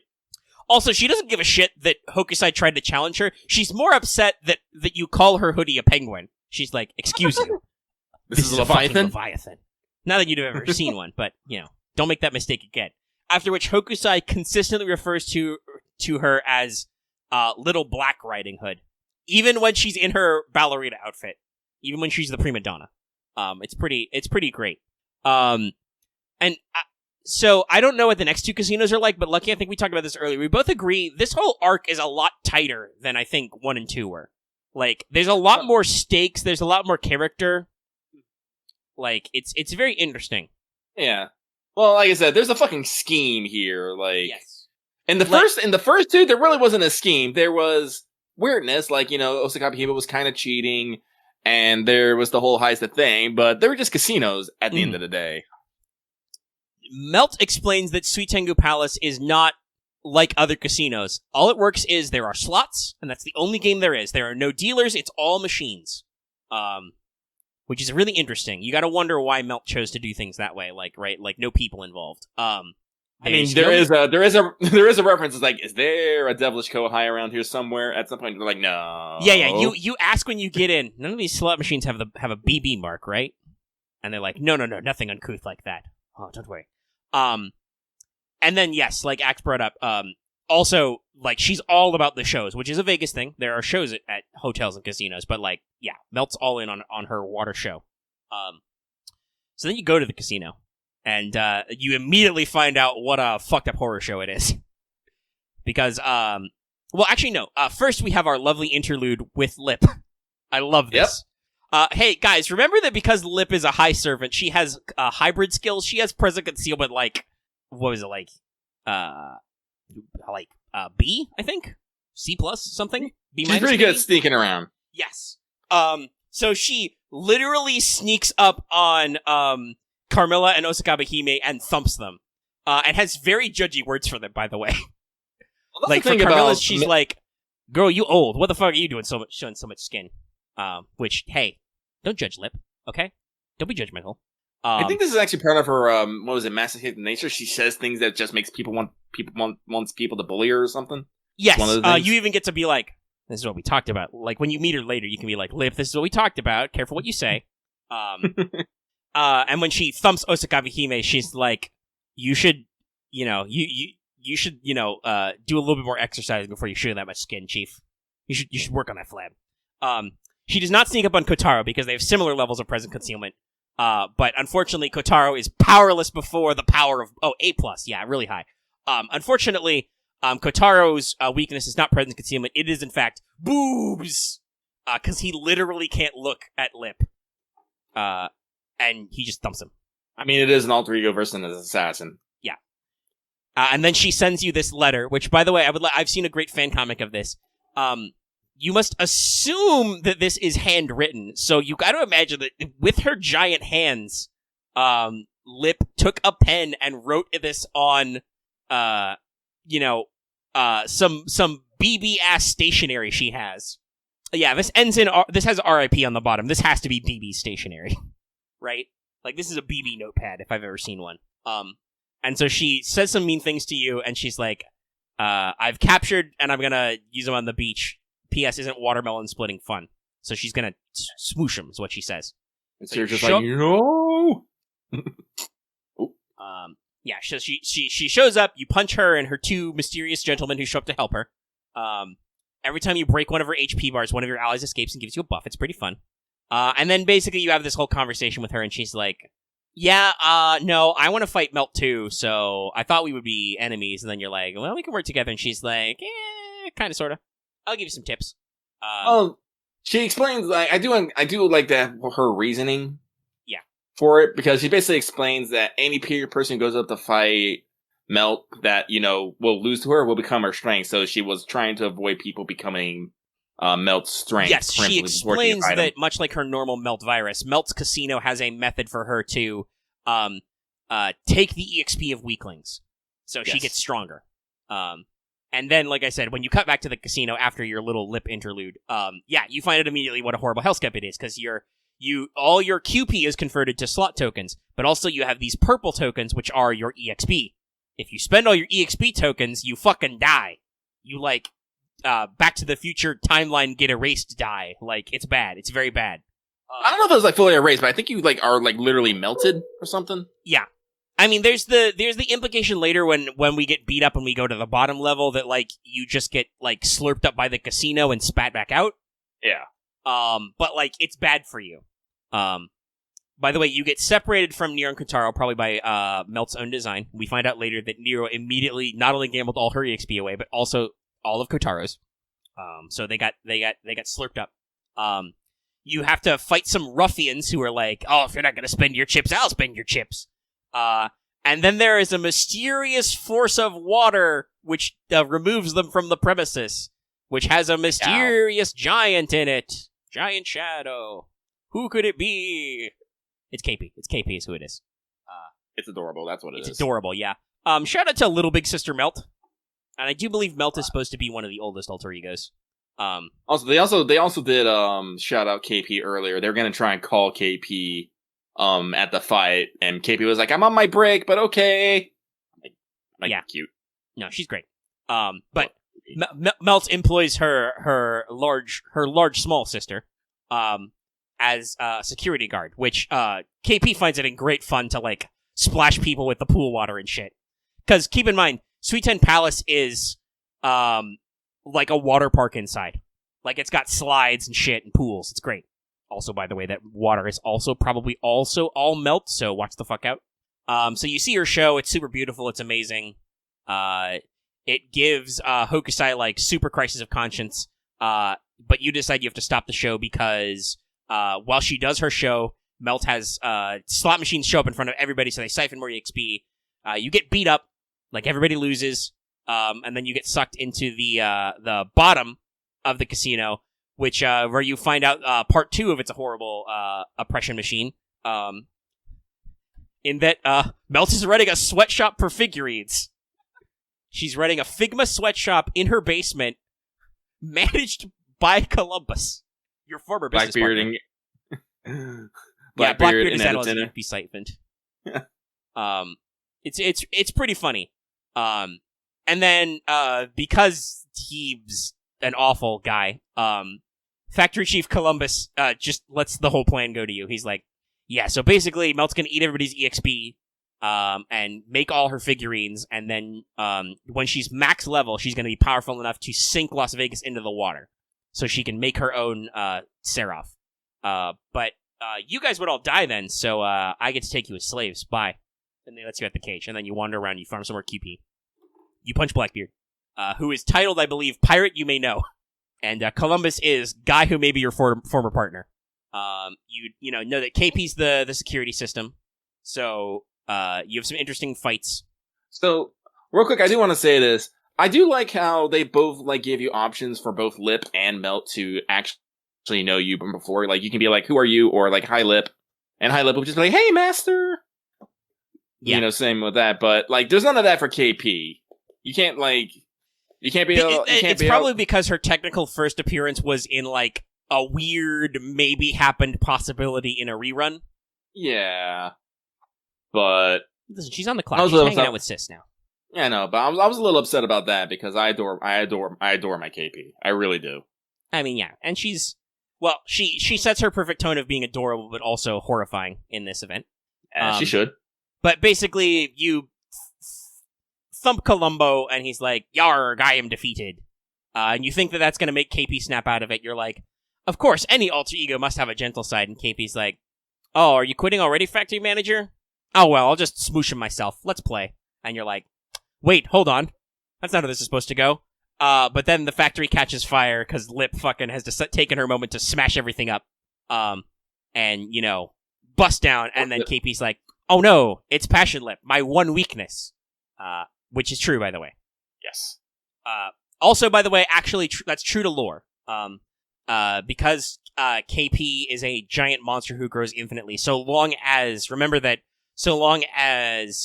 Lip thinks she can wrap her hands around something, she can trash and crash it. So no matter how large KP's size is, Lip can still, project and smoosh her. Whereas Melt being like liquid would be less of a problem for that. But yeah, so you bunkus KP in a really funny, interesting fight where they, make you play to Lip's mechanics. There's a great insert scene with Siri. Very sassy, by the way, very sassy voice, who's like, oh no, your factory is destroyed. Your plan has failed. Please reboot your plan and try again. I love how Melt is in the dressing room and she's like, run that by me again? What was that? Meanwhile, Hokusai is having a crisis of consciousness. She's getting actual character development, not just getting more confidence about hitting people with swords, So you climb back out and you're like, Lambda, your evil plan has failed. We will defeat you now. And she's like, okay, all right. But first we're going to fight. There's some great Melt licking her lips animations here. Some great sprites. And she's like, okay, we'll fight. My plan may be ruined, but I can start over. We'll have some fun. And then you have the duel. Well, before the duel,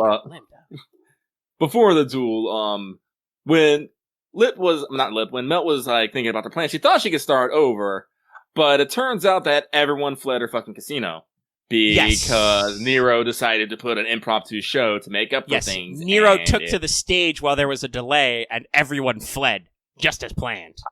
I will immediately told Melt it was not me, it was her. I swear to God. I was like, I didn't do it. That was all her plan. But honestly, the thing I find the greatest thing, even though her plan was completely ruined, Melt was just like, okay. Just kind of shrugged it off. It's like, I'm gonna go do stuff. It's interesting to note, I'd have to double check about Lambda Rillis, but normal Melt is lawful good, and I think Lambda is actually the same, right?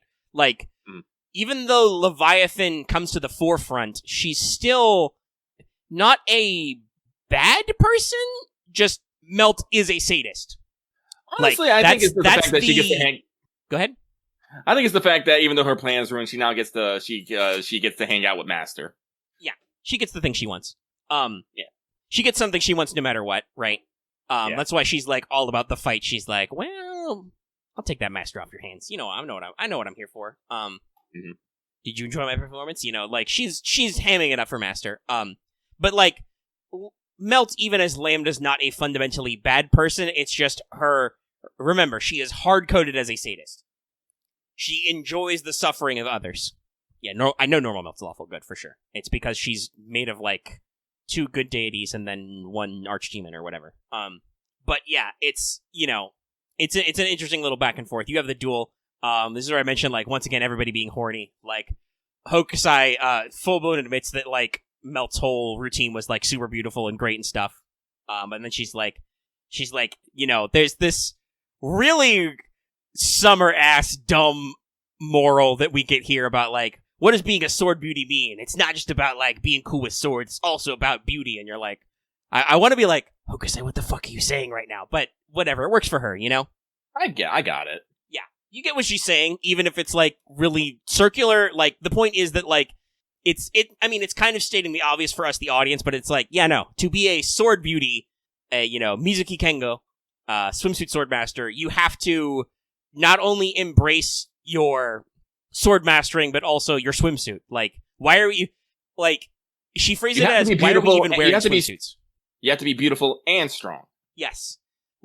She asked the question, why are we wearing swimsuits? And she's like, no, I don't mean in an existential sense. I mean literally, why are we wearing swimsuits? It's so we look good. We look hot. So we need to be hot and also cool. And then she fights. Musashi, by the way, was like, I have something to take care of. Bye. Completely. She got a call from an old man who had her swords done, apparently. I wonder who that was. Yeah. I think Gramps get a cell phone. Don't know. I think I saw somebody show like a slide of like regular ass Emiya showing up in this event. More fuel for future. So I don't. Well, maybe he'll be a cross reference point. I mean, there's several casinos, so we'll come back. I believe the next one should be Okita, and then John, I think, is one. Yeah. And obviously Camelot is the last, which will be hilarious. Because I know for a fact there's going to be some fucking summer ass bumming around Knights of the Round, bozoing around to whatever Ruler Otoria needs, you know? I do find it hilarious in the shop that anytime you buy something, she always calls out one of the Knights of the Round to get it for you, so... Yeah, it's great. Gawain, box and bag that. And you're like, is Gawain working the fucking gift shop? And you're like, well, if his king says so, of course he is. Listen, let's be honest. We all know, all of the Knights of the Round, huge simps. Confirmed. Hang on 1 second. I have it. I know I have it. He's got it. There it is. Yep. Mm-hmm. Correct. Thank you, FGO Carnival. Oh, by the way, apparently it's come out that there are plans to release Carnival over here at some point. Yes, Aniplex, I believe, created an official website for it in English. So, yes. We'll see what happens. Was that last week? I think we talked about. Recently, there's been some news that I think that was last week. It was mentioned, but it might have been more recently than that. All 3 Heaven's Feel movies are coming to Netflix in certain regions. Confirmed it in Southeast Asia for sure. No idea here on the stateside, but hopefully we'll get some action on something. And if not, I mean, you can always use whichever your preferred VPN that has been shelling out the marketing money over the pandemic.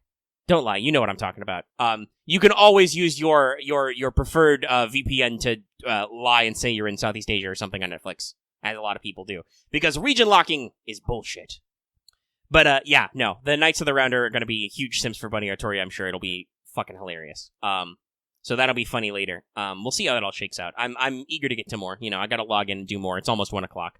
And we're not done yet with the episode. But yeah, we're caught up on the story. It's still really good. Like we said earlier, I really like how, Melt's Casino, Sweet 10 Palace, does a lot more with, story and character development for everybody. Pharaoh Casino was full of, making Carmilla seem really cool and hurting me deeply. Deep cuts, but, it's fine. Ugh. I hope to see more of that angle when it comes to the rest of the casinos. Yeah, that's the cool stuff. And we have more characters to introduce, more characters to see. Yes, we do. So that'll be cool. It will. Like I said, I'm probably gonna work hard on this over the weekend.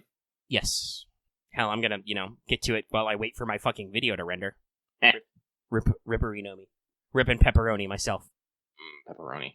We should get the pepperoni.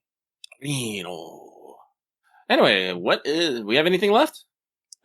So that's it for free talk. I think we've covered everything with that. There's a side story I did with Amakusa. It was pretty funny, but it's there's a couple of those little things that'll be funny. I mean, I love Carmella's Drive where she constantly tries to hit Liz. I actually haven't unlocked her. Either haven't unlocked it or haven't done that one yet. Oh no. But I know it exists, obviously. So yeah, that'll be pretty funny. I like this little not only do we have a main story, but we have a little side story thing. We're killing time in Vegas, you gotta make the QP. I like how Loth says, I won't spoil some of the gags, and Carlos is like, I have a screen cap for this. It's just a blur, but But there is one more thing we do gotta be doing before we can get out of here. Okay. We have the delayed Fanservant Friday. Oh, that's right. So Fanservant Friday last month was voted on as... Hold on, where? Oh, I'm in the wrong section. There you are, John Henry. I have posted the poll for the new one today. I had to think about what I was going to do, because I was like, what the fuck is my theme? I decided my theme is sword. So, the poll for this month, it is up now. All 4 of these characters will, 4 of these character concepts use swords, though not all of them are sabers. We have Cheshire, Saber, Sir Dagonet, Berserker. This is returning after a couple of months ago, doing the old Knights of the Round type Britain run. But he got the least amount of votes, so it's fair to bring him back. Kriemhild, Avenger, that's Siegfried's wife, and Lamop, and other Saber. Cheshire was winning earlier, but it looks like Kriemhild has snuck up a little bit, so that's cool. So check those out. If you are a patron, $5 and up, you can access that poll and vote. But so last month's theme, I almost said last week's, though technically that would also be true. But last month's theme was Merca. And y'all voted for John Henry, a classic urban legend. One of the great classic American tall tales. If you're not familiar with it, the basic version is Mr. John Henry is an African American gentleman, and he mines tunnels. He digs out tunnels for railroads, and eventually they bring up a digging machine that they say can do the work faster than any man. And John Henry's like, that's not true. I could do my work faster than any machine. And so he fights the tunneling machine in a duel, and he wins. But it's too much for him, so he dies at the end, an American legend, which is great for a servant basis.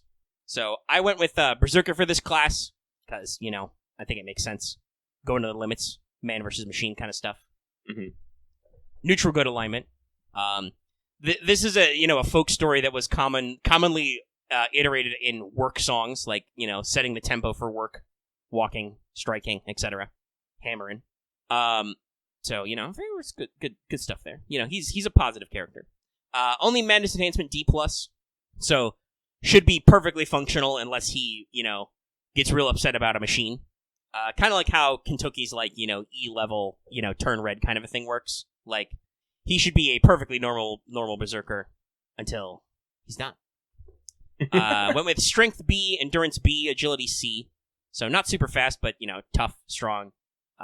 Magic or MP or whatever, D.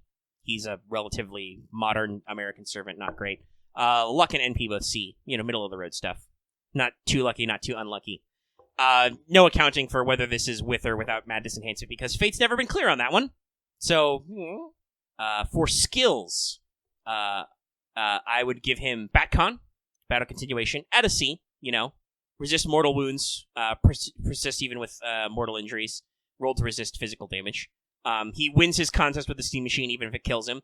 Because he does die in his legend, I said that the rank would go down a little bit, so it's only like a C. But, still has that battle continuation. He'll persist. He'll get the job done. Second skill, Hammer Song. This is actually referencing his ballad. Like, his story is really told through ballads and work songs. By singing, then keep the rhythm of the work. Yep. For most efficient swings, this is a classic technique. So basically, the way this translates is John Henry himself has perfect rhythm and timing in his swings for maximum efficiency. So his attacks have like a rhythm to them. They always have perfect timing. Maybe give him like if this was translated like an FGO skill, maybe like a sure hit effect with maybe some crit buffs or something. Maybe raise his Star Absorb, pretty popular in Berserkers. By the way, I expect he would be a gorilla deck in FGO. Oh, totally. Full B. So this is a funny one. I'm like, God, this guy needs 3 skills. It's hard sometimes. So final skill, Tunneling EX. Skill with digging tunnels. Specifically, he can create drills or explosives with magical energy and use them to break through, use his hammer to break through rock and stone. Because he beat a drilling machine, his speed and efficiency at making tunnels is unquantifiable. However, unless he's fighting like golems or something, how does the skill apply to combat? I don't fucking know. This I'm not sure how it would translate to FGO. I'm just like, what's an interesting way we can give a man a skill that's relevant? Well, he's a tunneler. He digs tunnels. He digs tunnels better than a drilling machine, so he's probably pretty good at it. Could be Pierce. I already thought that maybe Hammer Song is like, that you can give him like a defense ignore ability. That could be interesting. Maybe that could be like a buff, like Pierce defense for 3 turns or whatever. That is a buff that hits. Just some interesting stuff. Keeping the legend. He's there's emphasizing like the nature of this ballad, the actual tunneling effect. Actually, if I was gonna say anything, I think Hammer Song would actually be an on-hit effect. Like every time you, pretty good, yeah. Like on that, you probably actually would like inflict the defense down with every hit, something like that. Yeah, like and then tunneling could be like and then tunneling Pierce symbol, yeah, stuff like that. So Noble Phantasm, Lucy, I'll die with hammer in hand.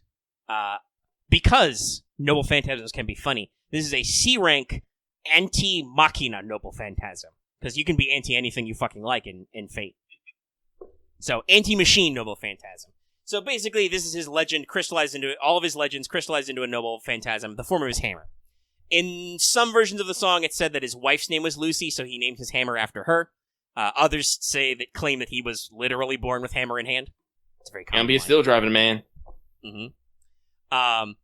So he's basically normal ass form. He's got a literal giant fucking sledgehammer. He can use it like it's an extension of his body. Fights with perfect rhythm. Powerful blows that can shatter normal human beings.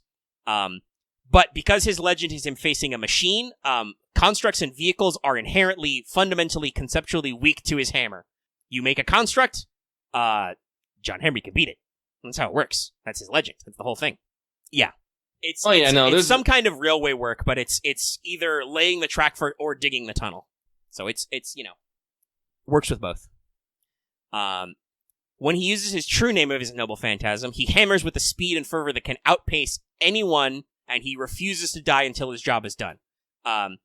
It works even if he's separated from his noble phantasm, because he will die with hammer in hand. So sealing or disarming him doesn't stop his abilities. He just can get his hammer back. However, when he's going all out, he works with such speed and power that he'll harm his own spirit origin. So it has a crackback effect, probably like an HP cost demerit kind of a thing. So inflicts with like burn per turn or something. Yeah, could do like a damage per turn, or give him a burn, Fran style. That's pretty common for berserkers. I do believe machine is actually been added as a trait, and if not, it would be pretty easy. So yeah, this would be a probably single target buster. He is hitting a man with a hammer, or hitting a rock with a hammer, or a machine with a hammer, whatever. There's only so much you can do. I mean, you could fluff it as AoE, like him smashing up the whole area, but I like maybe a single target, literally anti-machine trait. Probably another buster, do a lot of hits. You could do a lot of damage if you have a demerit on it. Just, it's simple. He's just going crazy and hitting dudes with a hammer. Not even that crazy, he's just getting fired up. But I just think that's the way you do it, It's the legend. Stick to the point. I already think we've faded this up enough by being like, yes, because he beat the drilling machine. He has the conceptual power to punch machines with his hammer, Let's already faded this up enough. That's basically it. This one wasn't a super deep cut. It's just, what I've got from researching all the different versions of this. Because I remember, hearing one of the versions of the song. Lucky actually referenced the more common version, I think, earlier, born with hammer in hand, steel, but, born to be steel driving man. Yep. Like, that sounds like the version I learned as a small child. So, keep it simple to your American folk hero legends, but we got some good ones. This is no crazier than some of the folk legends, Japan has made up about people, or China, or whatever. Pretty cool.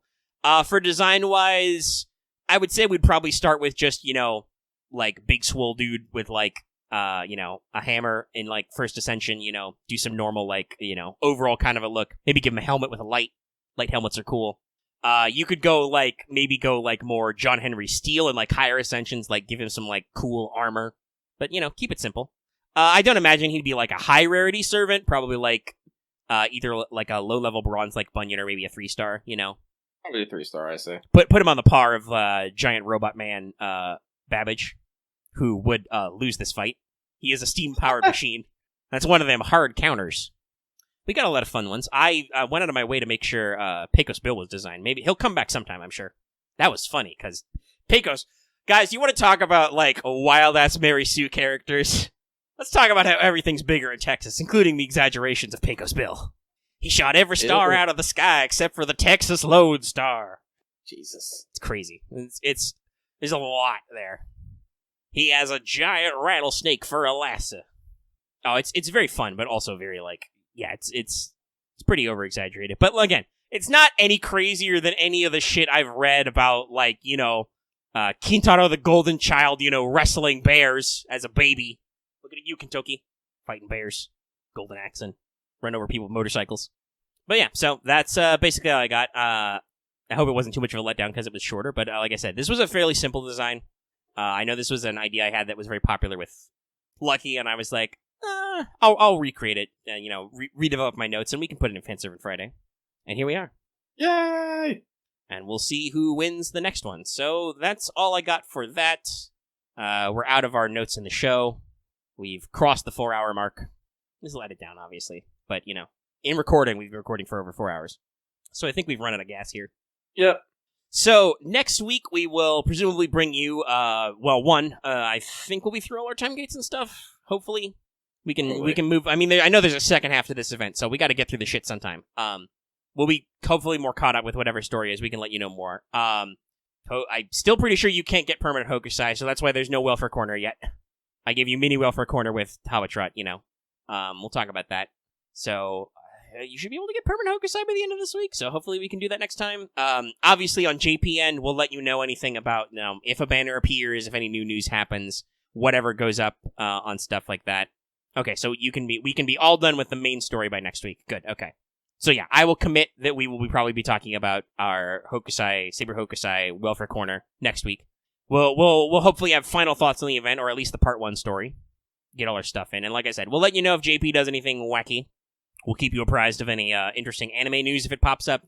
It does sound like there's some stuff circulating, some plates are spinning, Hopefully some licensing stuff gets sorted out so we can actually get access to our full stuff here. I do hope that Carnival will be streaming and not just, only buy on Blu-ray, because Blu-rays are expensive. But we'll see what the haps is. I, however, am hungry for a midnight snack, so I think it's time to wrap up. Lucky, any final thoughts about this show or future shows? Nope. Okay. Well then, everybody, go with Gun Pope, and if you like this episode, be sure to give it a like. If you have any comments, leave them in the comment section down below. I know that somewhere in these 4 hours I've asked you for a couple of answers to questions, how you feel about certain things, so let us know how you feeling about stuff in those comments. You can also join our Discord, as always. That link is in the video description and on our channel page. Join our Discord. Get attacked by crow-related gifs. It's fun. If you are new here and haven't already, which I do, sub numbers have been going up a little, so make sure to subscribe to our channel to always get this show, Let's Check FGO, every week. Get other podcasts as well, and other content, like Wanted. Check it out. Even if you're already subscribed to the channel, check out Wanted. And also considering that bell for notifications, you always know we post a new video. Such as when, Omega barely has time with his moving to finish Wanted in time and, fires up the premiere at midnight. I think it was actually 10 minutes late because that was Wednesday on a Yu-Gi-Oh night. So we'd wrapped up and we're working through trades and pack openings and stuff. And I was like, oh shit, I've been workshopping a deck for 10 minutes. I need to post the video. Whoops. Yeah, hitting that bell for notifications, not only does it, help our algorithms and all that stuff, it makes sure you know when the videos are posted right away. No, just checking your sub box over and over again. You know right away, you get the alert, you're ready to go. And sometimes stuff happens randomly. We may even be doing some, I'll probably be back to Gorilla streams the next couple of weeks. Because, spoilers, the Gartic phone stream was super fucking popular, so while I am eager to get to Uncharted 3, we might also make sure to throw some more Gartic phone in the rotation. Because that was fun. Except for that one time, when it wasn't fun. Out there. We don't speak about that again. Those are the dark times. We don't speak about the literally dark times. We don't talk about that. We don't talk about the incident. But yeah, I might want to throw that in the regular rotation for a stream every now and then, because like I said, it did super popular. It was a lot of fun. So you want to know more about that? Check out other stuff we do, like What's Up. That should be on schedule. Hopefully, I'll be free tomorrow. I don't think anything will come up. If it does, I'll let you know. Still got some of my shit in boxes. Occasionally, I'm called on to do stuff, but hopefully, I'll be able to talk about that on the What's Up.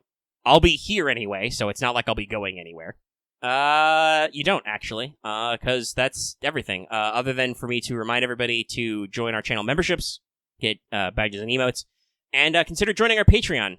You can get access to this episode in audio format for as little as $1 a month, or approximately $10 a year. You can also get access to topic polls like Fanservant Friday. For higher tiers, listen to the show live, like all these yahoos who have been making the show go longer. And other fun stuff, and it helps us out, supports us. Also, if you don't want to commit to a Patreon membership, there's this new Super Thanks feature. You can always just drop a comment with a little tip on us. Give us a little thanks. That way as well. Just want to remind everybody this feature exists. If you want to throw us $1, a $5, whatever, just one time. It's a method. It's basically like Super Chat, but just in comments. And that's the show. So, yeah. That's not me intentionally stealing Red's bit. I just don't know what else to say. I got something to say. Bye!